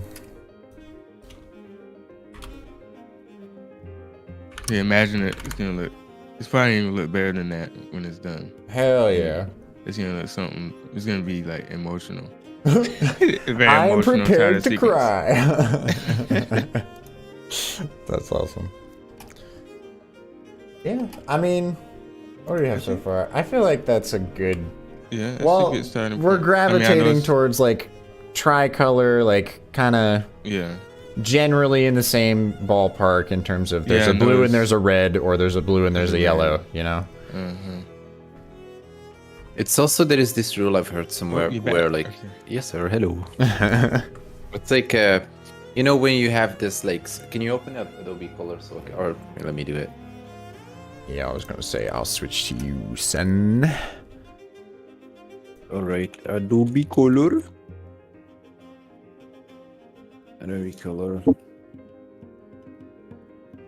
So when you have this circle gradient with all the colors on it, usually you can do like a cube or a triangle like this to have like colors that are complementary to each other's.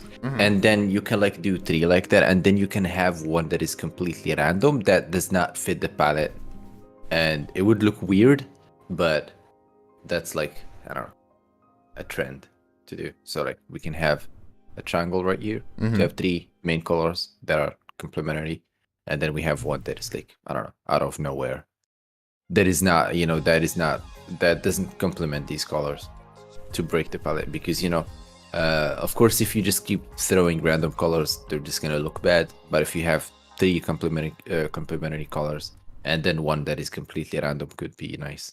Of course that one shouldn't be something crazy, but like just you know. I gotcha.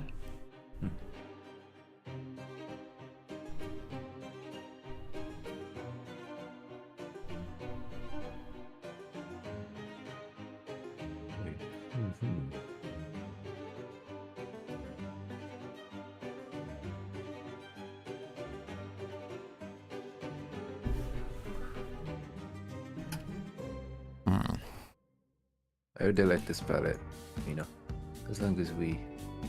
Yeah, this thing with Adobe, it's this already looks like what I'm talking about. Although 3 of them are made to be complementary, Right. that green just looks like it doesn't fit. Like No, it does not at all. yeah, so like these 3 look good together, as long as like we do some slight The changes. green is just so like yeah, this way is out this, of whack. Exactly, that's the thing. Yeah. So Like I can see how it would work. It just like it's a certain style that goes with that. Like I could see this for Nickelodeon or something, you know? Yeah. Or like some like kids basketball show where it's like kind of grunge and it's, you know, it would look like hold on. Shoot, we scrolled up. There's a billion different ones.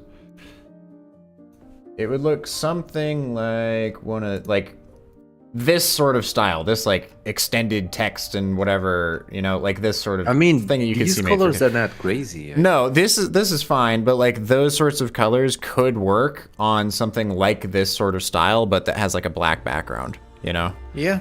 But it's just not my fave. I see, yeah. Or like this sort of thing, you know? Mm-hmm. Is this not Matt Voice? I am surprised that so many people do this style. I don't understand it. That's some play school. Yeah, seriously. Like Matt Voice does all this stuff. He's very, that is his style, and he does lots of things with type. But for a while, I followed him on Twitter, and like every post that he would put out was just like bold type. Offset with bright colors, like every single post. But it seems like he has a lot more variety on his Instagram. Maybe he was selling them as NFTs or something. I have no idea. Maybe that's why. But yeah, this dude loves to do that sort of type. But anyway, I mean, I feel like that's a good spot anyway to sort of like wind things down for this first stream at this. It's not like we can't do it again tomorrow, you know? Yeah. And that's the nice thing. Make some progress. We don't have to feel pressed. Isn't that great? Yeah, feels good. But oh, Leo said check Ricardo. Ricardo's Behance maybe. He's talking about, oh shit, we have 50 viewers. What the hell? What the heck? From where? Where did y'all come from? What? All right. He's talking about, I know which one. It's all very shoot, I spelled that wrong. Agostineris. Shoot. I know what it is. It's his project that's all like primary colors, basically. Okay. Can I see? Yeah, I'm trying to pull it up. Faster, dude. I'm trying, man. Here we go. Is it called like Genesis or something? I can't. Yeah, Genesee.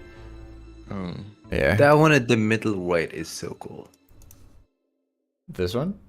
Middle right. Oh, this one. Yeah, that's his like showpiece that he's gone to do. Like, he's premiered this at some art festivals and museums and all sorts of stuff.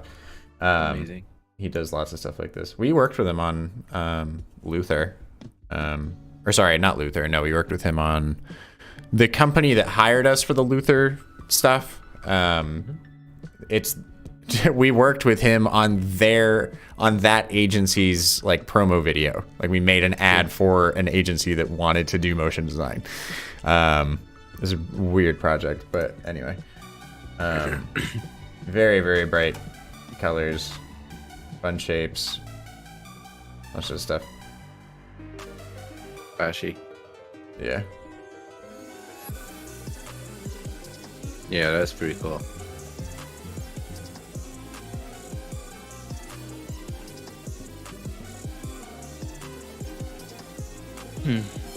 I think this like super sharp bit lends itself the best to the style. Like I kind of wish the whole video was done like this because it just, I don't know if it's like the frame rate or something. It just looks really interesting. I don't know. Yeah. But Imagine anyway. jazz music. Well, I don't know what it sounds like, but it's like jazz music. But Oh, definitely not. No, it's like doo-doo, doo-doo, doo-doo, let's see. doo-doo, doo-doo, doo-doo, doo-doo, doo-doo. You know? And you can get the sound design from this person, I guess. But no, he's a cool guy. He's a nice guy. I think we almost freelanced with him. I don't know, but see, yeah, you're worried about, like, don't be worried about Behance badges. This dude makes really great stuff, and it's gone viral in a bunch of other places. Still hasn't. Oh wait, no, okay, he does have Behance badges. JK, I lied. Yeah, yeah. I have to worry about badges now. Yeah. Leo mentioned the For Her project. The For Her project. Second one.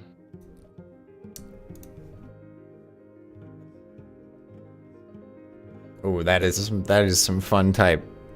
Ooh. Is this new? Oh yeah, this is like brand new. I was like, this is way snappier than his old stuff.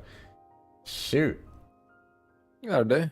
Okay. This reminds me of those Koreans with the 7 Irish. That's their style. Yeah, that sort of super snappy vibe. I'll add this in the group loops thing. That's a good like reference. A lot of stuff moving in one frame. It's like, you know, a lot of secondary elements, you know. That's the way to do it, man. Some of those shots look like, especially that part. Well, I'm looking at the wrong screen. Do you see now? I'm still screen sharing. Yeah, I still see it. That part right there is reminds me. Oh yeah, because he's got a very similar like wipe down sort of thing going on, you know? Yeah, and like the way it zooms out subtly and stuff. Yeah. Interesting. Jeez. You already know that would have taken forever to just like make sure everything is timed right. Mm.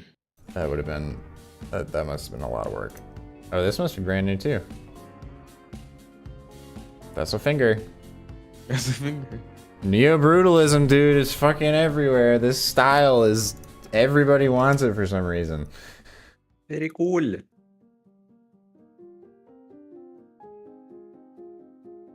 It's gonna start being used for brands where it doesn't make sense. And then I'm gonna be like, what the hell? Like, it makes sense for like a YouTube or somebody to do that, you know? Because they're like, we're MTV. We're a cool, like, we're a media company. We want to be hip and new and different and down with the kids. But if like, I don't know, if any company other than like outside of media does that, I think it would just feel weird, you know? Or like e-commerce uses it a good amount. Like that's all of Gumroad's branding is that same sort of neo-brutalism. Yeah. But I don't know, man. I don't know. I hope it doesn't leak out into some weird industries because that would be just an odd choice, I would think. But I don't know. Like it can work for Spotify too. You know, those sorts of companies have that sort of messaging, but like it's not going to work. Well, okay, it could work for like Apple now because, but if you talk about like OG Apple, they're like super premium, you know, like we've got our thing going on. We're going to make everything like quick cuts and it's going to be fun, but it's going to be like, that thing's going to look expensive, you know, but now Apple's just kind of like making the same old ad every year, it seems like. But yeah, and it kind of seems like they're much more like, they're not as exclusive as they used to be, I guess, is what I'm getting at. Like everyone has an iPad or an iPhone or whatever, even if they can't afford it. So it seems like something that could appeal there, but I don't know. For like food industries or like anything in like healthcare or like any industries outside of like tech and media, I just don't really think it works for. But I'd be curious, like a bank. I can't imagine a bank doing that. I already feel weird about Cash App's branding. Something I'm supposed to trust with my money kind of looks like some like gamer thing. It's weird, you know? Like what the fuck? I can see some tech.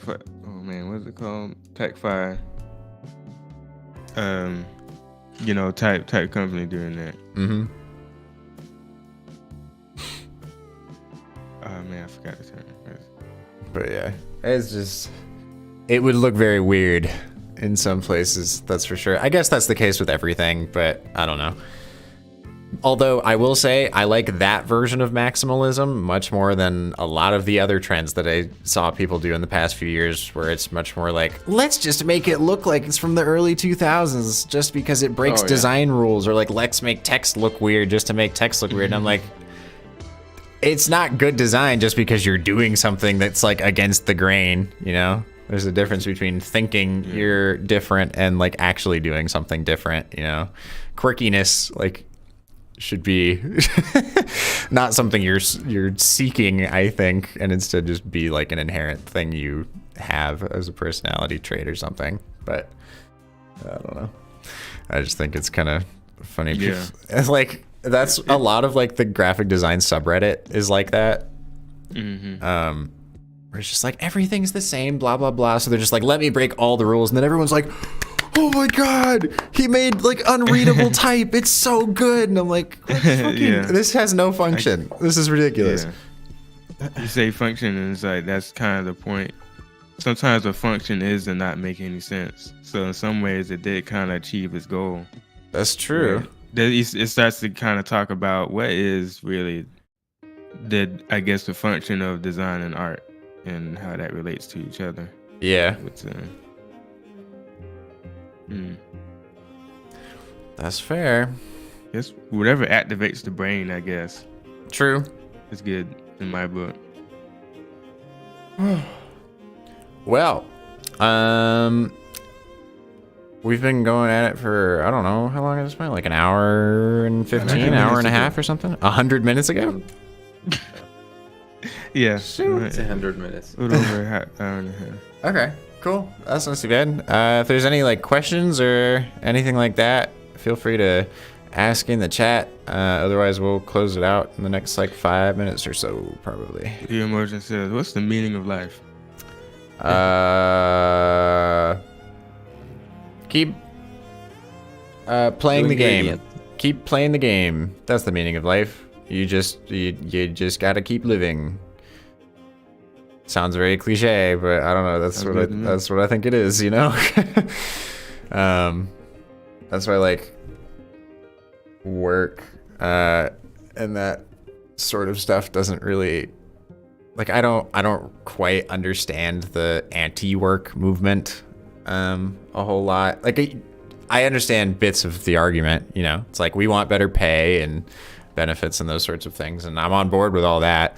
But it seems like there's just like kind of this there's a good amount of people that just like despise working like as a whole, or like not wanting to have to do that. And I'm like, well, first of all, if you hate your job that much, just like, and I know that sounds very arrogant of me, but like if you hate your job, go find another job. Like you're probably not doing the right thing for yourself, you know? And that's easier said than done for some people, I guess. But I don't know. I feel like I found something I wanted to do and I went and did it, you know? And I'm probably in a very privileged position to have been able to do that. But I don't know. I feel like there's so many opportunities, especially online, for like everybody to do whatever they want at this point and make money from it, that it doesn't really feel like there's a whole lot of excuses for just being like, I hate my job so much. Like I hated working at the marketing agency I was at, and I left because it wasn't fun. I didn't like it. I didn't like how I was being treated or like the policies that were at the company. So I just left and I went to do my own thing. And even if I wasn't running my own business, I'd still just go work for somewhere else, you know? Yeah. I guess those people are doing the wrong thing, because if your job is bad and you don't like it, instead of putting effort into like going to Reddit and like being like, hey, you know, we gotta do something about our jobs, and they have to like, I have to stay in the same job and they have to pay more or treat us better, which they should, of course. Right. But instead of putting effort into that, maybe you should put effort into finding something that you really like and, you know, doing your own thing, which is like, I mean, like, people can keep advising, keep giving people this advice, but like it's never gonna be like everyone. So the advice is that just do your own thing, like just do your business, just do your thing instead of like be the boss of yourself. But like as much as we keep saying this to people, and it's never gonna be like companies are not gonna find people to work for them because everyone is doing their own thing. Right. It's never gonna be like that, because a lot of people would prefer to work with others for someone. And so, but yeah, it's just like if you don't like working for someone, and if you don't like your job mainly, or maybe the problem is not working for someone, maybe your job is the problem. Just like put effort into like finding another one on, you know. I would imagine if you're the type of person to be super, super frustrated with your job situation, you really dislike it, I would feel like that would be the type of person to be the most empowered to go and like be much more stingy with their time and be like, well, I'm not going to go work at this place because I know I'm not going to like it. I want to find like the best place to work for me instead of just like, I don't know. It seems weird to have like that mindset and then also not have like acting on that all the time to be like, well, I don't like it here, so I'm gonna go find somewhere else. You know, you would think that those two things would kind of make sense, but I think there must be a lot of people that have had enough bad experiences to where they're just kind of like feeling defeated about the job market entirely, and they're just like, well, every place that I've gone has kind of treated me like crap and whatever, and so, you know, it's like hard to get out of that cycle, I guess. But Yeah.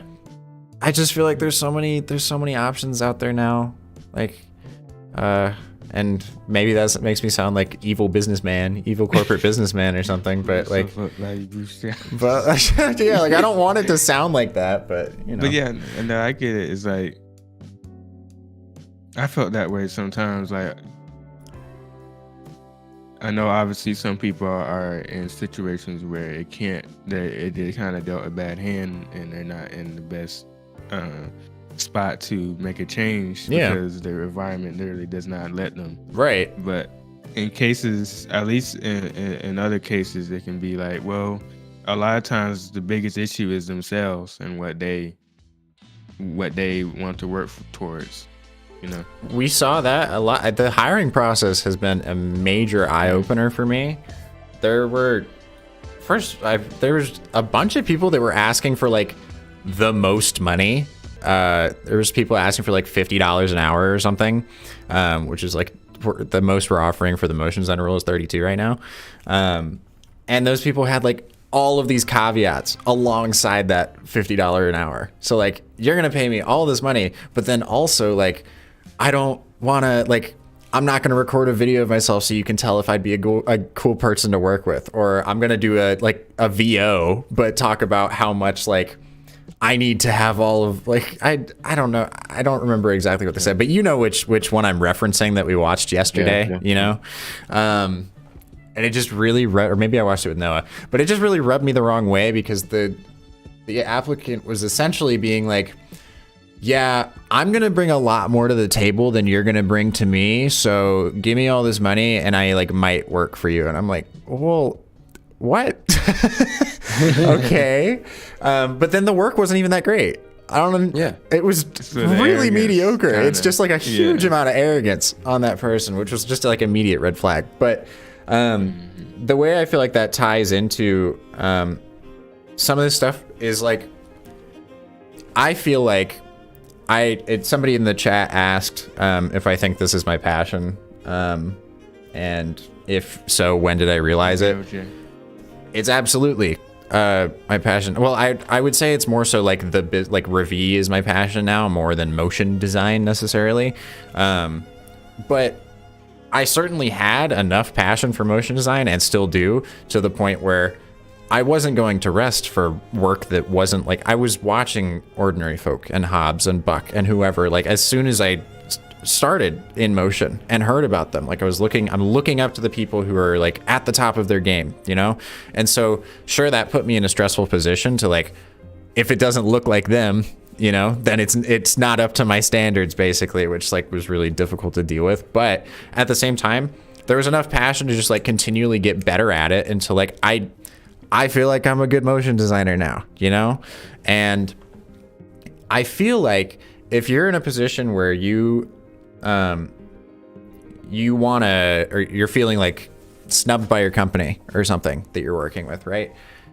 If you're really that passionate, your work should be good enough to where you should be able to go somewhere else. Like you should be able to go, like, if I weren't running Revie, that would be a huge thing for me. I understand why lots of designers only work at a place for like 2 years max, because they can then go and they can like shop out for a better deal somewhere else. You know, if they really have that skill set, they can just keep moving up and moving up and moving up. So like, I figured there would be some incentive to keep doing that, you know, but I oftentimes see the most complaints from the people whose work is the least viable to be making those complaints. I'm like, how are you complaining about this? But then what you're bringing to the table is like so poor compared to everybody else's work that's coming in here and is already like, that's been a huge thing for us. It's the money is not even the majority of what we're having conversations with about any of the people that are interviewing or any of that stuff. We're just bringing in people that are passionate about it, you know? And that sort of solves all the problems. You don't have to worry. Wow, that timed up with the music really well. That was kind of funny.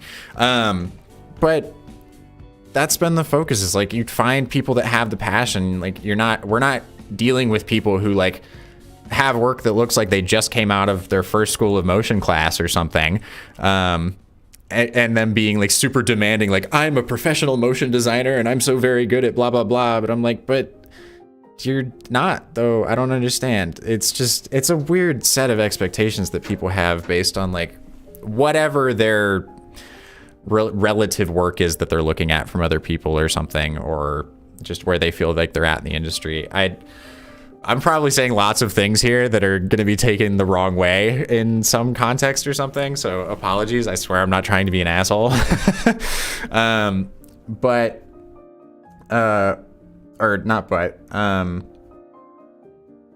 Anyway, there's a certain type of person, I think, that thinks of like, we're asking about what's the meaning of life, you know? I don't know what it actually is, but for me, like, things don't feel like such an input-output, like 1 and 0 sort of thing, especially when it comes to work. I don't feel like just because I think there's a certain type of person that feels like if they took a School of Motion course, like if they just took the course, they completed it, then okay, you did this step, so now you must be a good motion designer. Or you took this step, and now you must be a good motion designer. I think that there's so much gray area and whatever, to the point where it's hard for me to understand the type of person that just like lays out a bunch of tasks for themselves, and just by getting those tasks done, regardless of what the actual like journey was of that, or like what their impact was or whatever, but just by checking them off, it's like, great, we've done the thing. It's great. Now I've like moved on and I'm this like fantastic motion designer in X, Y, and Z. And we saw a bunch of people that were like that in the application process, where it was just like, well, I did this and this and this, so therefore I must be a good motion designer according to everybody else who is doing motion. But there's so much just like, you can't just do the thing that people are like selling to you and then expect to be like, I just have a problem with education, I guess, in a lot of ways. Like, it just, especially when it comes to creative stuff, it just feels kind of hard to be like, I'm gonna give you this course, and just because you took it means that now you're a great motion designer, you know? I think this is a matter of like going back to why do some people are like this and some people are like this, you know? Why are these professional motion designers and why are these like very low quality work and then they're asking for too much? I think it's a matter of like motivation, or not, like motivation and then research. So research is like such a big deal in like any domain, because if you find the right people to get inspired from, you will be able to be like them or better in the future. Because a lot of times, a lot of people would get mixed in those very decent people, and like, for example, a lot of people would just like they would like, you know, start to learn how to animate, and then they would go into a place like Fiverr or like one of these places where, you know, they don't pay much, and right, you would stay there for a while. You wouldn't put more effort. You might like get your first money from there, your first $50 or something, and then you would enjoy it and you would just stay there for a really long time. But people who actively search for stuff, this is the way how to do it. They're bound to be better, you know? Yeah. So if you just have that feeling of like, you need to find something better than this, like, because there is a lot of times where you're not the person who will be able to judge your work, because a lot of times you would see your work as good work or bad work, and then you wouldn't know how. But when you have inspirations to look at, and like you see references and you're like, all right, so this is a million times better than me. How did he do that? And right, then you would just like keep putting effort into looking into like, how did he do that? And then, you know, just like you would keep doing this for a long amount of time, and this is people who are able to develop themselves. And there is some things, I know some people who made these mistakes where they would like learn for a few years, and then they will get to a level where they're able to get clients, and then they would just stop learning and just keep getting money. And they would keep doing that for years. At some point, your work is just gonna be the same, and at some point, your work is gonna look old, Right. and you're just not gonna do anything. But for those people who keep learning or keep searching, Right. and they keep following trends and all that, they will be able to keep up.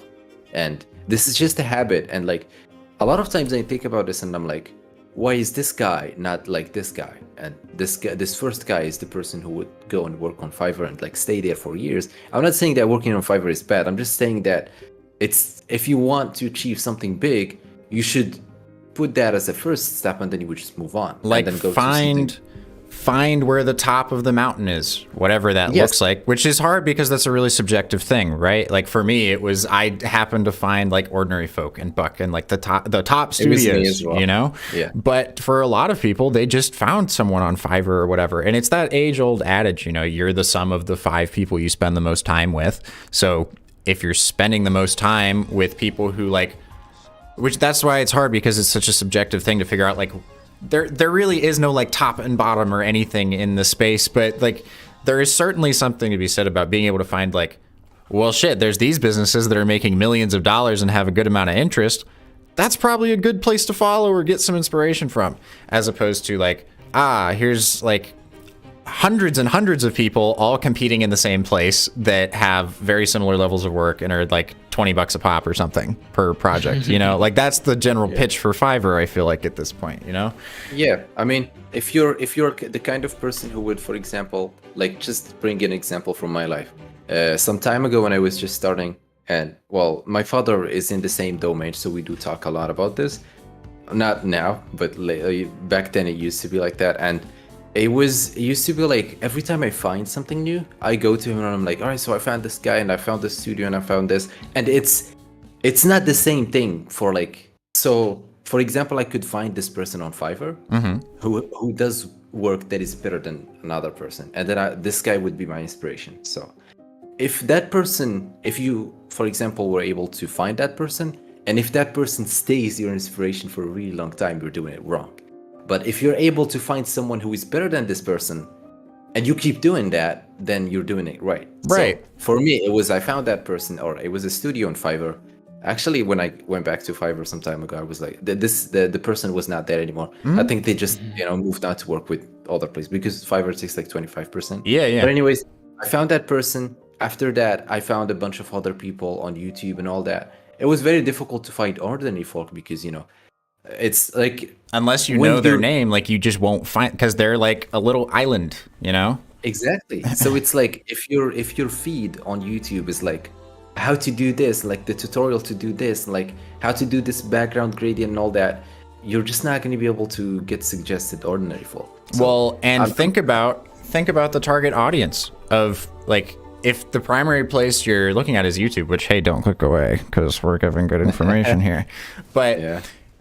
try and think about the position you're in. And if you're not like really trying to push yourself, and I don't know how to like say how to find what that next level is necessarily, but I would think if I was in the position where I'm like just starting After Effects and I'm finding some tutorials from people, right?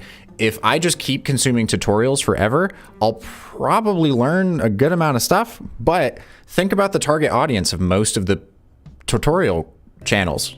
It's people who are learning After Effects. So you're going to be stuck in that same group of just like beginner learners unless you keep moving up. That real world experience is what makes it. That's the, It solidifies that. It's why, like, you can't just read about how to drive a car. I mean, you can certainly do that. You can read about how to drive a car, but it's certainly going to be a whole lot different when you actually get in the driver's seat and have to drive the thing, it's the application of what you're learning that's such an important thing. And I think that's what a lot of educational institutions get wrong, is it's a lot of just like talking about doing the thing instead of doing the thing, How are you supposed to, that's why like, I was mortified for the other students in my class because I had already had some freelance experience coming into college, but most of them didn't, and they were going to do their first like unpaid internship when they were 23 after they got out of school. Horrifying. No, thank you. Yeah. I'd like to already be doing it, and thank God I did, because for real. But I mean, it's just try and think about like the group that you might be in, like the sort of like what the other people consuming the same content as you, or watching the same content, are like, and like, do you want to move past that somewhat? I'm not trying to say like try to be like someone else necessarily, because that's not it at all. I actually wrote up a whole thing last night that I shared in the internal Discord that's all about not doing that. Compare yourself to yourself. Right. That's a huge part of what it is. It should, like, for me, my whole journey learning After Effects and motion was like, I love this Mark Rober reference of like the Super Mario effect, you know, where you play Super Mario for the first time and there's a gap that you fall down. 99% of people are not just gonna be like, oh, well, I fell down the gap, so I guess that's it, and just stop playing it, you know? You learn that the gap is there, and then you jump over it, and then you have the next obstacle, and you learn that. And it's just like this repeat process, this repeat feedback loop, you know? Mm-hmm. And so for me, it was like, or sorry, go ahead. Oh, no, it's like when you lock in, it's like you find, once you know your goal, your summit that you need to reach, then you lock that in and then use that. From that point onwards, then you compare yourself to yourself. So it's like you compare yourself to others on the first go, and after that you go, okay, now I know what to do. Now I'm gonna jump for that. I'm gonna go for that. Yeah. And it's just, you know, for me, it was my Mario level was here's some really cool motion reels that I found on YouTube. Like I found out what the industry was called, whether it was motion graphics or motion design, and then I went and just looked up motion reel 2019 or whatever year it was, 2018. And when I did that, I would just sit there and watch the work, you know, and that defined what my Mario level looked like, because I was like, all right, I'm gonna go just play around and make something. I don't know what it's gonna look like. And then I play it and I'm like, well, shit, that doesn't look like this. Why? And then I find a tutorial about like, oh, here's like some way to do like easing or something. And I'm like, oh, okay, cool, skill set, grab it. And then like continue improving on that, because, you know, I can go back to the tutorials that I watched at the beginning. Doesn't look up to my standards today, you know, but that like I learned from that, you know? And so it's just a continual like fighting yourself a little bit. I'll quote exactly what I said in the intro. Actually, you know what? I'll just read what I wrote yesterday. That would probably be helpful. I said, and I was just thinking about this last night. I said some thoughts. I don't really want to compete in motion design. That sounds counterintuitive, but what I mean by that is that I want to compete with Revi. I find myself so often comparing ourselves to the likes of Ordinary Folk and Hobbs, and that just seems so unfair. Etc. And that just seems so unfair. It feels like such an insurmountable thing sometimes to be able to fill their shoes, but I think that points to some of our strengths. Despite all of the absolutely insane, gosh darn, downright beautiful work, I actually wrote all of those things, that all of these more adult, more established studios put out, people still want to work with us, being Revi. There's definitely something to be said about us charging much less, especially than the likes of Ordinary Folk, but I think when I say I don't want to compete in motion design, it's because I want to compete with Revi. I'm trying to shift my mindset a bit to be more focused on how can I kick Q1 22 Revi's ass, like how can I kick our asses from like 9 months ago now, like how can I be like, that's nothing now, you know, like we're so far past that, and be much more focused on the Revi playing field than trying to play catch up to a lot of studios that feel very far ahead in certain areas.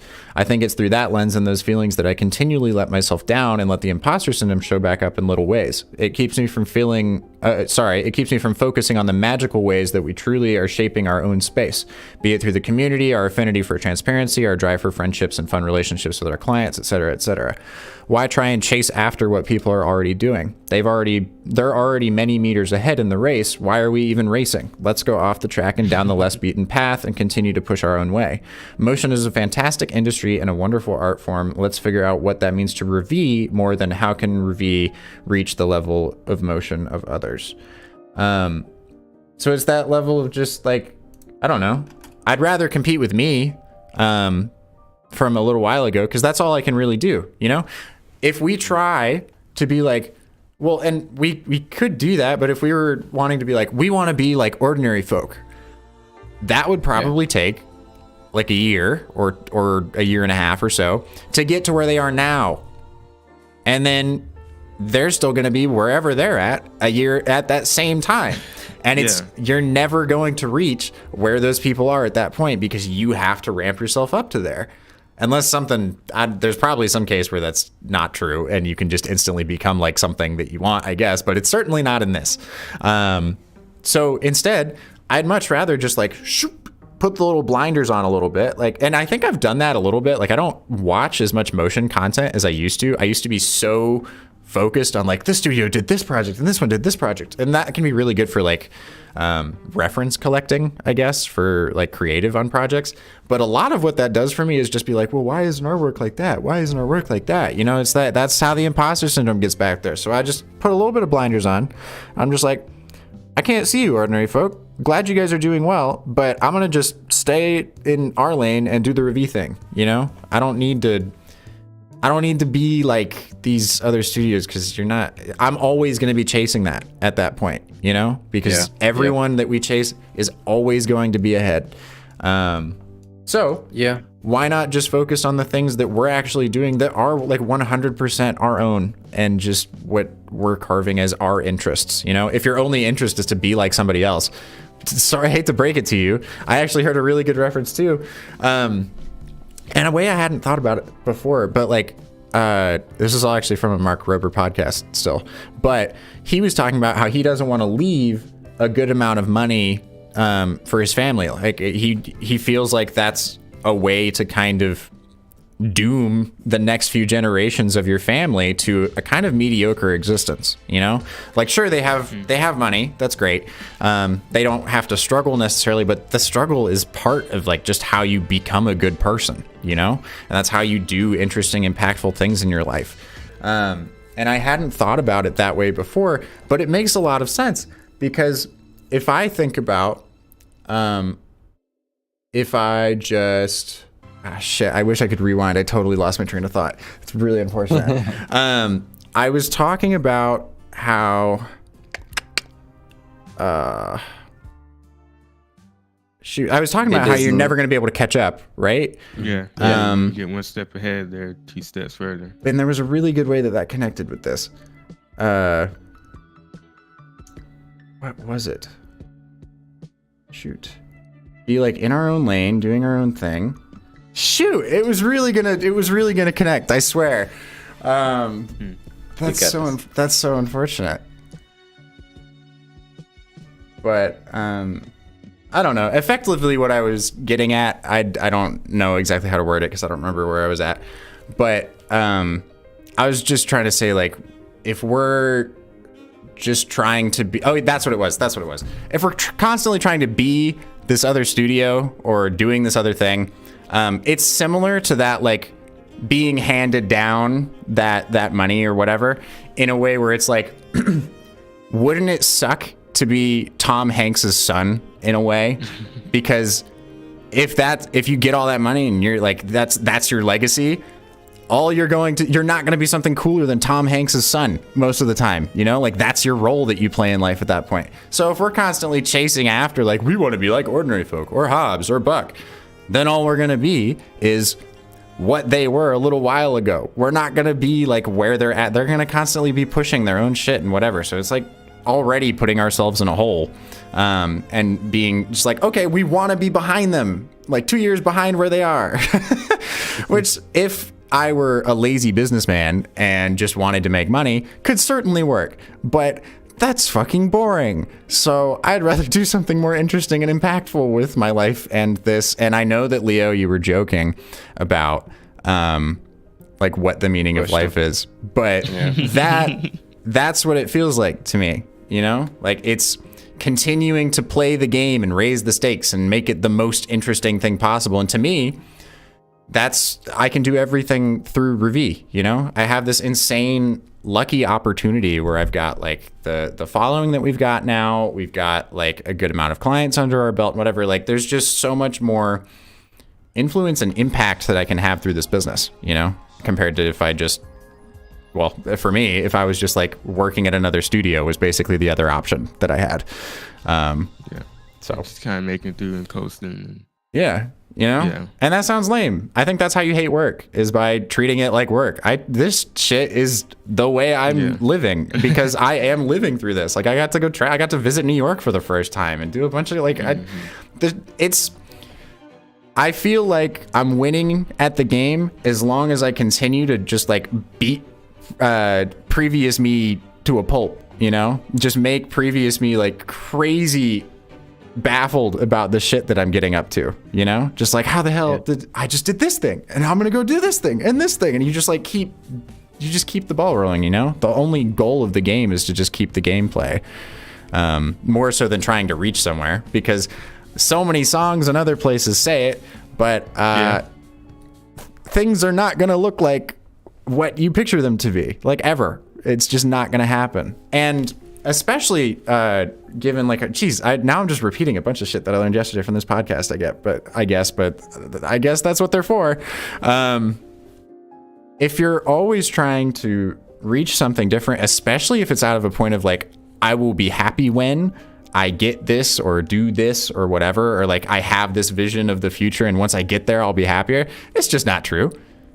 We are such adaptable creatures in the way that we can just like have absolutely insane shit happen, for better or for worse, to us, and we will still balance out to a general similar level of like happiness, regardless of what the situation is, after like a certain amount of time. Wear off over time, and whether it's good or bad.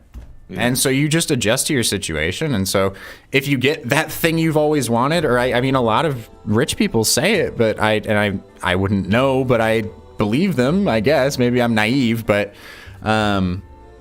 people who have a shit ton of money and can just buy like anything, I don't think that that's going to be a very like valuable existence, you know? You just buy things and be a consumer and whatever. Sounds pretty boring, honestly. Like, the meaning in life is, say, money doesn't buy happiness, but it does, but not in the way that you expect.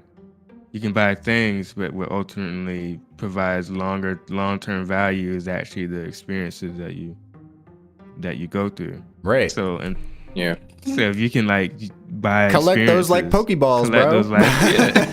That ultimately what creates that inspiration to do big things, or to just have a more fulfilling life. Yeah. Speaking of that, I've seen this video. It was this guy who interviewed a bunch of very rich people, and it was like, I think he asked them this question: does money buy happiness? And most of them agreed on, or like said the same thing, which was money does not buy happiness, but it does take off a lot of stress. So that would allow you to be happy. And also what really gets happiness is relationships and, you know, friendships and all that. And if you like just try to do, I mean, of course, money is going to help you do that. If you have no money to go out with friends, it's not like you have money to rent a car and go out with friends and pay for everything. So there is a difference. And I guess that's why you should work and like get to that level. It's not like it's scary to get a lot of money, because life is going to be meaningless, but it's definitely going to help you out with a lot of things. It's a tool. Yeah, it's a tool. Like that's all it is. Design is a tool, right, like, to get you places. Well, and that's what we're thinking about it as now, like full transparency or whatever. Like, motion is not going to be this like huge thing for Revi forever. There's no way. Whether it's AI or whatever that causes problems for that, there's just going to be better things, you know, that will evolve into along the way. It's another step. Like, I was a graphic designer for a really long time, but I'd certainly consider myself more of a motion designer now than a graphic designer, you know? There's going to be some next stepping stone. I just have no idea what it is at the moment. But, you know, it just, shit changes. It happens. Yeah. And also yeah, sorry, go ahead. Having to go through that struggle is what makes life interesting to begin with, I think. I mean, there's a reason that dopamine wears off after a while. I mean, sure, from like a survival standpoint, but also just like, you have to keep doing better things. Sorry, otherwise. That's just how it works. Yeah. Also, the way how we see Ruby, or at least for me, it's like the biggest thing that I get from the company is like to get to know new people and like get to be friends with them because we do the same thing and we have something in common. Same. It's slightly actually a lot different than like how do you get friends? That's here's another question. How do you get friends? So lately, Quick question from Sam. How does one have friends? So yeah, I've just it's like the way how I see it is that the only or like one of the two ways to do it, or like the easiest ways or like the best ways that everyone knows is that it's either school or work. These two things are like the source of friends, because I mean this is how I got to know all my friends back then and all that. And the way I see Ruby is like that. So like hiring new people would be super interesting because it's like you're just forced to stay. It's not in a bad way, but like forced to spend time with a different person that you don't know, because you cannot just be like, all right, so I see this person in the street and he looks good, then okay, so this guy can be a good friend of mine. It's not like that because you don't know that person. Or maybe you could just judge someone from like doing or like acting in a way somewhere, like yeah, and you'll be like, all right, so this guy is just not there, he's not cool and all that. But you have to get to know the person to tell, and the way to do that is to work with them or go to school with them. It's also because Work is that's just definitely like better. time. Yeah. That's where you have the most time with people, you know? Absolutely. So yeah, you get that chance to like get to actually know them and all that. So that's like the most valuable thing I'm getting through Ruby. Money is not a thing, and like everyone agrees. We on actually that. don't pay Sam, so Yeah, so I work for free. But yeah, it's Sam like does not work for free. no, I don't. Yeah, but yeah, that's the thing. It's just that it's that's like the main thing I get from Ruby, and like as long as you value other stuff more than money, this is the way you can know that you're going the right direction. If money is like the main thing, no, it's not bad to get money from things, because you need money to live. Well, it's a obviously. tool, you know? But yeah, once you get that amount of money you want, just don't focus on that. You gotta mainly, do and something then with it. Yeah, It's and like- like completely forget about other stuff that you have to get, you know? It's like Yeah, chasing money by itself is a problem. In fact, a lot of business people say that if you keep chasing money, you're not going to get it. But if you forget about it, it's going to chase you. Right. Well, and that's why we feel totally comfortable. Like, I mean, we put 32 an hour for like, I mean, that's already like a shit ton of money for all of us, you know, everybody on the team already, every week. And so then you add in like 3 new people that are going to be on. It's like, well, shit, that's a lot more money. But also, we keep being like, well, shit, we've got the most money in the Ruby account that we've ever had before. Like every time we get a new sale or some shit. But it's like, I don't care about that part. Like that's exciting because it means we get to bring more people on. Like to me, the thing I'm most excited about in bringing on 3 new people is just like, that's 3 new friends. That sounds awesome. This is great. Yeah. I'm so excited to have like a bigger Ruby squad. That's going to be so fun. But at the same time, it's like that opens up more opportunity. Like, the money is just, it's a self-feeding thing. It's like I said, it's playing the game. Like I don't play this to be rich. It would certainly be nice to be at a point in life where you don't really have to care about money, and I'm not there at all. Absolutely. But, you know, like that's a nice thing to have, but that's not the driving thing here. That's a very long-term play, because now it is make as much money as possible for the company so that the company can bring more people on, and therefore bringing more people on makes the company more money, which lets you guessed it, bring more people on who then make the company more money, and then the cycle repeats. And like along that And way, everyone is happy. and everyone's happy and smiling, and no one has problems, and clients give no feedback, and it's utopia. But Yeah. it really is that cycle, you know? It's just continuing. The business is the exciting thing for me. If the business dies, that would be the worst possible end game, you know? And then that would be just like a huge blow to me as a person and whatever, because like this is what I care about. This is what I want to do. More like what I was saying with motion design not being like the future thing necessarily for me is because Ruby is the big thing for me. As long as Ruby is working in whatever way we can push it, I am cool with that. That's the exciting part of life for me. I can push this boat in whatever direction I want, and it always uncovers some crazy experiences with really interesting people. You saw it this morning. Well, at least a side effect of that. You know what I'm talking about. Do I know what you're talking about? Does he know?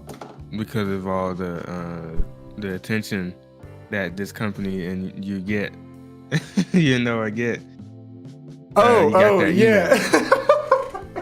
I got. That never would have happened if you were just some regular worker. Seriously, it's just weird, cool shit. And if anything, it's just like, it's such an important thing. It's taught me so many life lessons of just like, I feel so much more comfortable with people than I would have before. I was always a huge introvert during high school, and I'm still introverted in a lot of ways. But the confidence and the sheer just like, I am here to do something, the company has brought me has just made me an entirely different person. And I'm living a much more fulfilling life than I ever would have been if I just stayed working for somewhere. It's just not in my blood to just like be an underling for someone. And we don't want that to be the case for anybody here either. Like the hiring stuff, Sam and Imsety have been watching all of the applications and shit with us, and basically every business decision is made across everybody agreeing on it. So, it's like there's a structure and whatever, but it really is just like, I don't know. We just want passionate people who are here to do cool shit. That's it. That's all it comes down to. Put down the site. We just want passionate people here to do cool shit. And that sounds kind of like that sounds like something that you would want to hear and whatever, but it really is coming from a genuine place of like, it's the only way to do anything magnificent is to get a bunch of people together who actually give a shit about anything, Absolutely. Because, like if those people just did not give a shit about that, it's going to be like, they're not going to be able to be friends, It's like one person could really care about motion. The other person is just doing it for the money. I know a lot of people who get really impressed when they hear the day rates. And they're like, what the hell, 500 a day? That's insane and all that. And someone could just get into the domain just because of that. Yeah. And they're like, okay, one day I'll be able to make 2,000 a day. You're not going to be able to make 2,000 a day if you're not passionate about your work. Because I'm pretty sure you're going to burn yourself out. The people who make that amount of money, they probably do not care about the money itself. They're just super happy to be somewhere, like super happy to do that really big project, and like they're excited about that project itself more than money. That's the way to do it, I guess. The individual person is like their biggest threat to their financial safety in those situations. Like if you're going into an industry just for money, or you're going into a job just for money, that's going to wear off at some point, no matter how much money you're making, because like people's spending habits change based on the money they have and whatever. So like that's always a moving thing too, but that's kind of that's a side point. What really matters is making sure that you're not burning yourself out and that you're actually doing something that you care about. Because like it or not, if you're making a shit ton of money, but you hate your job, that is absolutely going to show in your performance, and you're not going to be at that job very long. You're going to price yourself out of that job just by like getting worse at your job because you don't actually like it. If you don't like your job, it's just not going to work out. I feel like that's like the baseline easiest way to make sure that you actually have a fulfilling, because people have to work to make money. Why wouldn't you want this to be like one of the best parts of your life? I would hate the idea of having to go to a 9-to-5 job every day where my boss tells me everything that I have to do all the time, and I dislike being there for like 66% of my life. That sucks. Why would anyone agree to that? That's crazy. Like circumstantial things, like if their environment is bad and they don't like really have any options, then like some people just end up in that situation. But I don't know, man. Maybe it's the entrepreneurial bug or whatever. I feel like regardless of what my situation is, I would just figure it out and do something. Yikes. That's not going to sound good, but like, I don't know. No, look, like what you mentioned, like if the environment is not there, like I'm just going to talk about some countries. Like, it's difficult. I wouldn't say it's just more difficult in a place than the other. So for example, in this place, it would be that difficult to get a job, and the other place would be more difficult than the other place to get that job. But it's never impossible to get that job. It's always possible, and it's just that it's gonna take you more time to do something in a place. Yeah. You just need more effort, and if you put more effort than another person, that means it doesn't mean that you kind of wasted your energy, but it means that you're stronger than that person. Because if the person X just was able to get a job that easy, they're not going to learn as much as you, because you've spent more time to get that job. So that makes you more experienced than this person. This should make you feel good, rather than, oh no, this guy just got it easier than me. Right. You know? And that's the thing. So like the environment you live in does not, it does matter, but you just have to like adapt to it. Just don't blame yourself because you exist in a place that is, that has that is difficult to get jobs at. Well, because like that's not your fault. Like you didn't. Yeah. It's like winning the lottery. Like you didn't have any choice in this. Yeah, you weren't like, no, I kind of want to spawn in this country. Yeah, it's like, hey, I don't want to. You're like being born, and you're like, wait a second, can I actually go to this place? And they're like, hell no, you're stuck here. You can't. Yeah. You don't get to ask. Yeah, you just have to adapt to wherever you live. So just it's kinda have to figure that's it out. that's not an excuse. Don't be like, oh, I lived in this place, so I can't do motion graphics. Well, unless you don't have network, and like, I don't know, you live in a place that does not have internet or something crazy. But in that case, you probably wouldn't know about motion anyway. Yeah, like it probably wouldn't even come up. Yeah. And In that case, sorry, go ahead. yeah. I was saying in that case, you actually would still be doing productive, because if you wanted to make a change, if you knew something was wrong, you would still inadvertently make a difference in the world. Right. By trying to make things better. So that way you can have the ability to do things like that. Right. If that makes sense. I think that's, I think that's why the passion is so important, because regardless of what your environment is, if the passion is there, I feel like people can basically do anything, I think if I can figure out how to put stuff together, like I've been doing design for basically 10 years at this point. Most of that I made no money at all, given I was living at my parents' house because I was a child. So I certainly had that as a backbone, and it's a lot easier when you're a kid to do that than when you're an adult. So hey, hop on it if you have an interest, I guess. But also, there was like no success for most of that time looking back on it now. But back then it was still like little monumental change after monumental change, which now looks like this tiny compared to like the strides that I feel like we're making today, But the compound. I am never going to have something. Well, I mean, I guess it's like some of the stuff recently has been batshit, really interesting events, but I feel like nothing is ever going to top like the feeling I had when I first got a comment from somebody I didn't know on my Minecraft YouTube channel.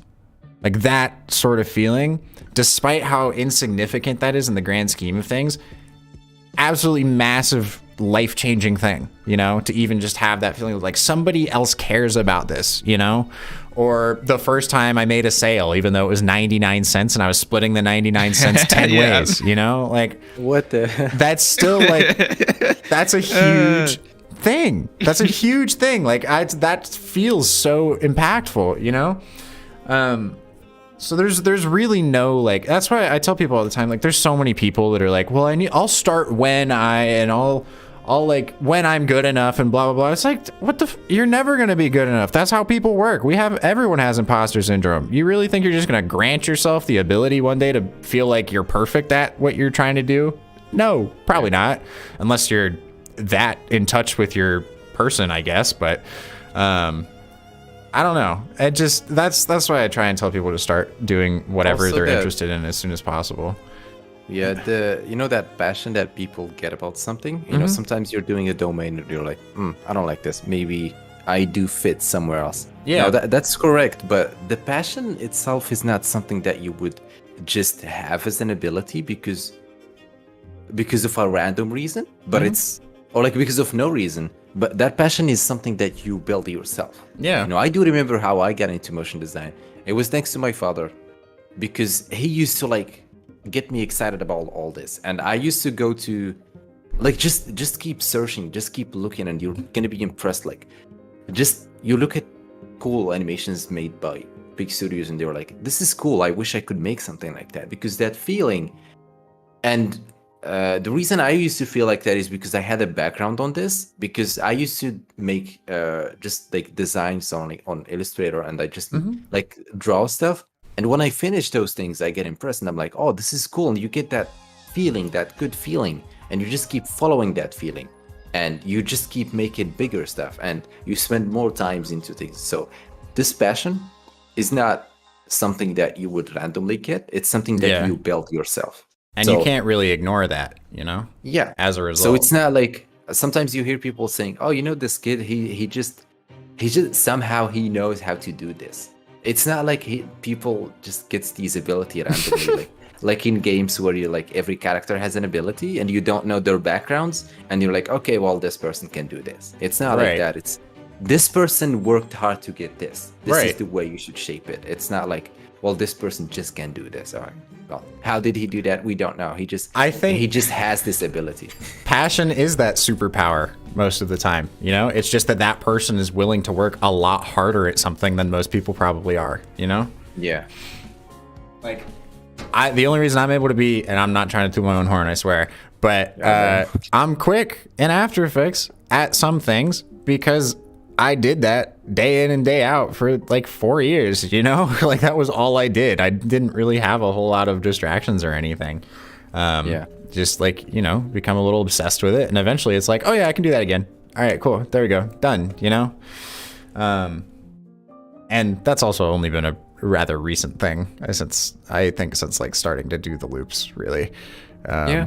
Before then, like I remember some of the projects I had to do at the other marketing agency, and I was pretty goddamn slow on some things. But in my defense, I didn't have Overlord and had to make everything in After Effects because I didn't know any better.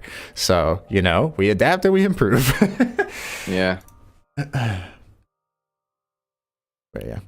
Anyway, how was that last 5 minutes of the stream that we were supposed to be having?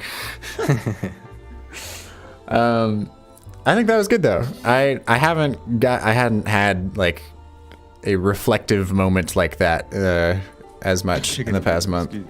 No, you're good. I think that's fun. But let's see. I know we missed some things. Leo Motion says, why even apply when the amount stated is below what you want? I don't know.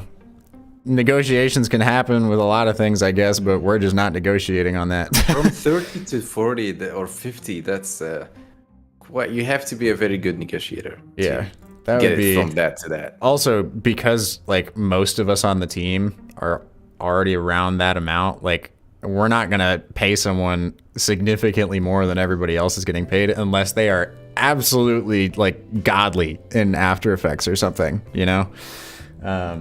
If they could be the big daddy for all of us, then I guess, If you could be like 2 people basically in After Effects, then sure. But if you're just one person and we're still gonna have to train you up and all this stuff, then no. But I don't know. Some people, I think a lot of the people, honestly, that were asking for more money we were just one of many, many places that they were applying to. And they were just like, well, one of these will stick and pay me $40 an hour, you know? But I don't know. Alexander says, I think that's related to that chart that shows the less you know about something, the more you feel like you're the best at that thing. And I guess the arrogance comes with that, but crazy that people can act like that. Agreed. I think that's a valid explanation and reasoning on that. Leo says it was a joke. He just, you know, he can't stop us once he can't stop us once we get on a metaphysical train, you know? Yeah. We just get too excited talking about it. B says, Bia? I don't know which one it is. Can being too polite have a downside also? Absolutely. You don't want to be a pushover. Sometimes you got to stand your ground, you know? We've fired a couple clients because of like, it just wasn't going to be a good working experience anymore for us. So, you know, we had to kick them to the curb. And we had an interview. We had a meeting with a potential client the other day, and the whole thing just felt like an interview more than a partnership. Like we were getting grilled on so many questions, and I was like, do you even want to work with us? You're not like accepting any answer I'm giving you. You know, we can just not work together, right? Like it's fine. And then we just had to be like, hey guys, that did not feel good. I don't think this is going to be a good fit, you know?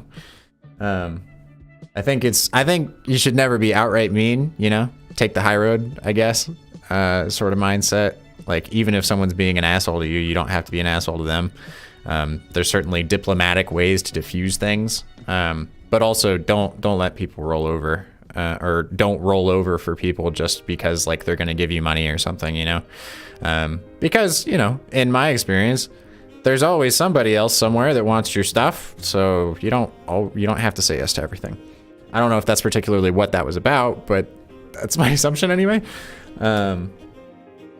Leo Motion says, I feel like I'm where you were right now, consuming hours upon hours of motion design content. Well, it certainly leads somewhere okay, I would say.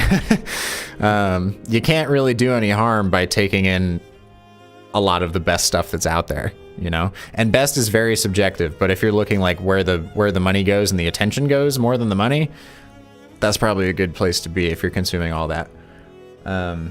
Ricardo says, Achilles versus the turtle paradox. I haven't heard of that. Have any of y'all heard of that? Nope. Achilles versus the turtle? Achilles versus the tortoise. Concerns... Oh, it's the rabbit and the hare, basically. Oh, okay. Or the rabbit and the hare. It's the tortoise and the hare. It's two rabbits racing each other. That makes sense. B says, I feel like this. I keep comparing myself to people who are better than me. I mean, it's helpful, though. You know, it's good to have... benchmark. Yeah. You don't... But it's a difference between comparing and taking reference. Yeah. You know, or getting inspired. Yeah. Sometimes you have the idea to do something and then use reference in order to solidify it, if that makes sense. So it still came from you. You're just trying to find that, okay, I know what I want to make. Now I'm just trying to find the pieces, almost like the material, the creative material to put it together, you know. Okay. But you already know what you're gonna make. I think there is an important distinction between comparing yourself and then taking that inspiration. You know, like it's something to aspire to. Like there's parts of what people are making probably that you might be able to take into your own thing. You know, but I do think it's important not to like necessarily. Or to try to keep at bay the feelings of like, I want to be like that person, you know? To a certain extent, anyway. Because I don't think we can help that most of the time, you know? Rodrigo says, hi guys, joined a little bit late, but this is super insightful. Thank you. Leo says, on the same page as you, just chasing money is not fulfilling whatsoever for me. I'd rather elevate my skills. And if that doesn't show, Imsety and Sam can attest to the sheer, like, amount of money on some projects feels ridiculous, but it is like, it will feel insane when we make a sale, but it is extra shocking how quickly that amount of money will feel like nothing whenever like you get too many rounds of feedback or like the person is a pain to work with or whatever. Like that money means nothing anymore. So that should probably be a good sign to show like, oh, okay, this isn't really that big of a deal. To like be following the money so hard, you know? It's never what was the word I was going to say? It's like never free money or something like that, you know? It's always that money or like that effort you put into it, it's always worth it. It's not like, oh, okay, so this guy did not give any feedback or something like that, because that's never going to happen. They would have small amounts of feedback compared to some other people that would be super picky about things. But it's always going to be worth your time. So like no matter how much money you put it, or no matter how much time, or no matter how much money it's getting into that project, it's always going to be worth it. And you're never going to be like, oh well, that was easy money or something like that. Yeah. Maybe compared to some other domains or something like that. Because I do remember some friends who used to do nothing get paid $2,000 a month. But this is you can't do that in motion designs unless you're working on a studio somewhere. And you just somehow had to like sit still for a month and get paid anyways or something like that. Right. But usually it's not like that. Jeremy says, for a last 5-minute question before closing, it took a big turn. Loved the discussion though. I felt myself there and wanting to push me more. Good. Glad to hear it. Kai That's very says, good to hear. Leo, we should collab. What's up, though, boys? Just busy The boys. figuring out life, I guess, you know, as per usual. Whatever. For 5 minutes. As Olgerd says, review with the life lessons again. Yes, sir.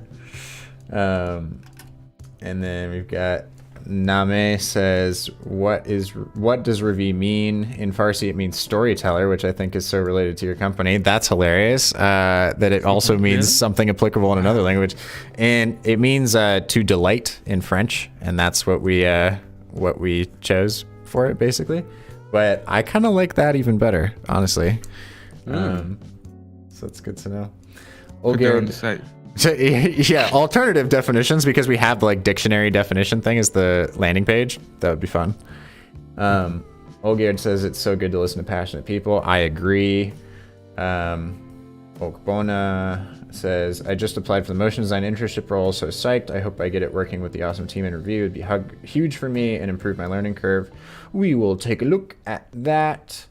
Montasar says, do you believe that AI can replace After Effects to create motion design? Heard that many times. It's gonna be able to make motion, but I'll give this same thing that I saw on LinkedIn the other day, and I'm sure it's coming from a place where like, let's just give ourselves reasons to feel like AI isn't gonna take over. But I do agree with the sentiment that there are still tons of people out there that make stop motion work and movies, and there are infinite amounts of tools that are better at doing that than a person doing it the traditional way. But I think that's just part of the ways that like humans are able to tell stories and things, and just there's going to be a certain level of like the human connection that I don't know the AI is ever going to be able to replicate super well. But catch me like clipping that in 3 years or something if AI is just like totally destroyed Ravi or something. But again, doubtful. Yeah. Very It's doubtful. gonna be a tool like most things. Yeah. You know, Imagine like AI I just did. replaced- Yeah, know? like you just did. You know. It's going to be something to help rather than hurt, especially if you're in the position of like running your own thing. I don't really think it's ever going to be that big of a problem, especially with the sorts of things that we're trying to start. That's another reason why I'm not relying too hard on just motion design for clients, you know, because there's other outlets for sure. Anyway, Brad Naugel says, in my experience, the lowest paying clients can often be the biggest revision heavy tire kickers. Absolutely. It is the That's worst. actually right. And it is Yeah. always the ones with the most money that say, awesome, sent, you know? And they just pay like really immediately. strange, but there you go. It makes sense though, if you think about it. So in our case, our projects are typically around like $30,000 to $50,000 now. And so if we get somebody coming to us and they're going to pay us $2,000 for something, that $2,000 to them means so much more and carries so much more weight than a big company paying us just a small portion of their budget being like $30,000, you know? That means nothing to that company, but the $2,000 to a small client, that's huge for them. Of course, they're going to hold on to it super, super tight because that's like everything, you know? Yeah. So they want everything they can get out of that money to make sure it's a good investment for them. But that doesn't make it any less annoying for us, and that's why we have a minimum budget. Yeah. A few years back, I've worked with this client. We had revisions for like 6 months. The project itself was done in like, I think it was like a week to get the project done entirely. And then the revisions took like 6 months. And the budget was just not there at all. And we've had other shit like that too. We had one, that Luther project started in November of 2021 and didn't end until July of this year, July of 2022. Yeah. It's insane. And it was all just from like small revisions and super particular feedback. Oh, thank you for the donation, Manojit. Appreciate you. Ooh. They say, that is 100% true. I am 32 and a cybersecurity consultant, but I am changing careers now because MoGraph is my passion and I feel like I'm getting good at it. Keep on it. That passion will take you That's awesome to hear. far if you listen to it and apply yourself. Yeti says, amazing talks. I'm senior motion designer at my work, but sometimes it feels like I'm a noob in comparison to other motion designers because I don't have too much time to do what I want on After Effects. Yeah, I mean, all of us here have pretty much collectively agreed that like client projects get messed up because of clients a lot of the time compared to like how we would do it if we didn't have any feedback. But that's part of the gig, you know. That's why we make sure that we give ourselves time separately to be doing personal projects and other stuff like this type thing that we're going to do, because that's a way to just keep the creative juices going and whatever. And a lot of the client, like I think part of it, and you might not have that sort of control at your agency that you're working at, but that's been a huge shift for us in getting clients that feel the same way that we do and want to work with us like as friends and want the review way, you know, because that lets us just make what we want generally with pretty minimal feedback, and they treat us as experts because they know that we know this motion design thing pretty well, and therefore it's like we changed, instead of changing how we work, we changed our clients. So it worked out a lot easier. So now it's like, not only do we have all of you guys that like Ravi as motion designers, but we got all of our clients that like Ravi like as people and as motion designers as well. Which is a pretty exciting place to be, I think. And Ravi team, still don't know who this is, said, who good in coding in the team? That would be Imsety, and probably nobody else. That would be my guess. Good is coding, huh? It sounds pretty good with expressions. That's true. Okay with expressions. Yeah, it's not coding, but yeah, I like expressions. I argued it, or it's one step away from it because it's the same language. So yeah, it uses Java, I guess. Yeah, yeah, JavaScript. Beautiful. Well, I thought I heard Noah for a sec. No, he's not here. No, not now, but like just when you were talking, I thought I heard Noah. But anyways. No, he is off in Arkansas. So, oh, damn. Okay. If you heard him, that would be impressive. Yeah. But yeah. Cool. Well, before we get off on another rant, we should. Oh, that's hilarious. LT Digital says it's your goal to have a studio like Ordinary Folk. Go back and watch like the past hour or so, and you'll hear all about that. But anyway, before we get into another rabbit hole or something, we should probably call it here, because we will be doing these very, very often now. So we're trying to keep them shorter. I'll make sure tomorrow's is on time, and we'll actually do like an hour and a half-ish instead of 2 hours or so. Let's take another 5 minutes. Let's take another 5 minutes to just, you know. Raphael says you started like a studio in 2020. Yes, started in... well, the company was actually formed in August of 2020, but we didn't release our first reel and start doing work really until November of 2020. So we're basically at 2 years now, exactly. But anyway, speaking of reels, I should probably go make our new one, shouldn't I? I mean, what? And thank y'all for coming and hanging. Reel. Ooh, new Instagram reel. Nothing else to that. Definitely not a motion reel. That would be crazy. Wink, wink. You know. Anyway, thanks for hanging out, y'all. It still baffles me just how much people want to listen to us just talk about motion and or look through Behance. Fine by me. I am certainly here for it. People. Yeah. So. Thank y'all for hanging. Be on the lookout for vlogs soon. There should be one next week now that we have this editor. So excited to also talk about the new team members once we have them on board. Oh my god. It's just all very, very exciting. It's going to be a whole new retreat review. Is gonna be the retreat's going to be awesome. Spicy. It's going to be so fun. That'll probably happen more in fun than how I expected. It'll probably be in like late February or early March or something like that. The first review retreat where we will all meet in person. And vlog that too. But yep, we'll be getting out our backlog of vlogs, our backlog vlog out soon. Okay, cool. So be on the lookout for that. We're gonna go get to work, and I will see y'all tomorrow. Ciao. Peace, everyone.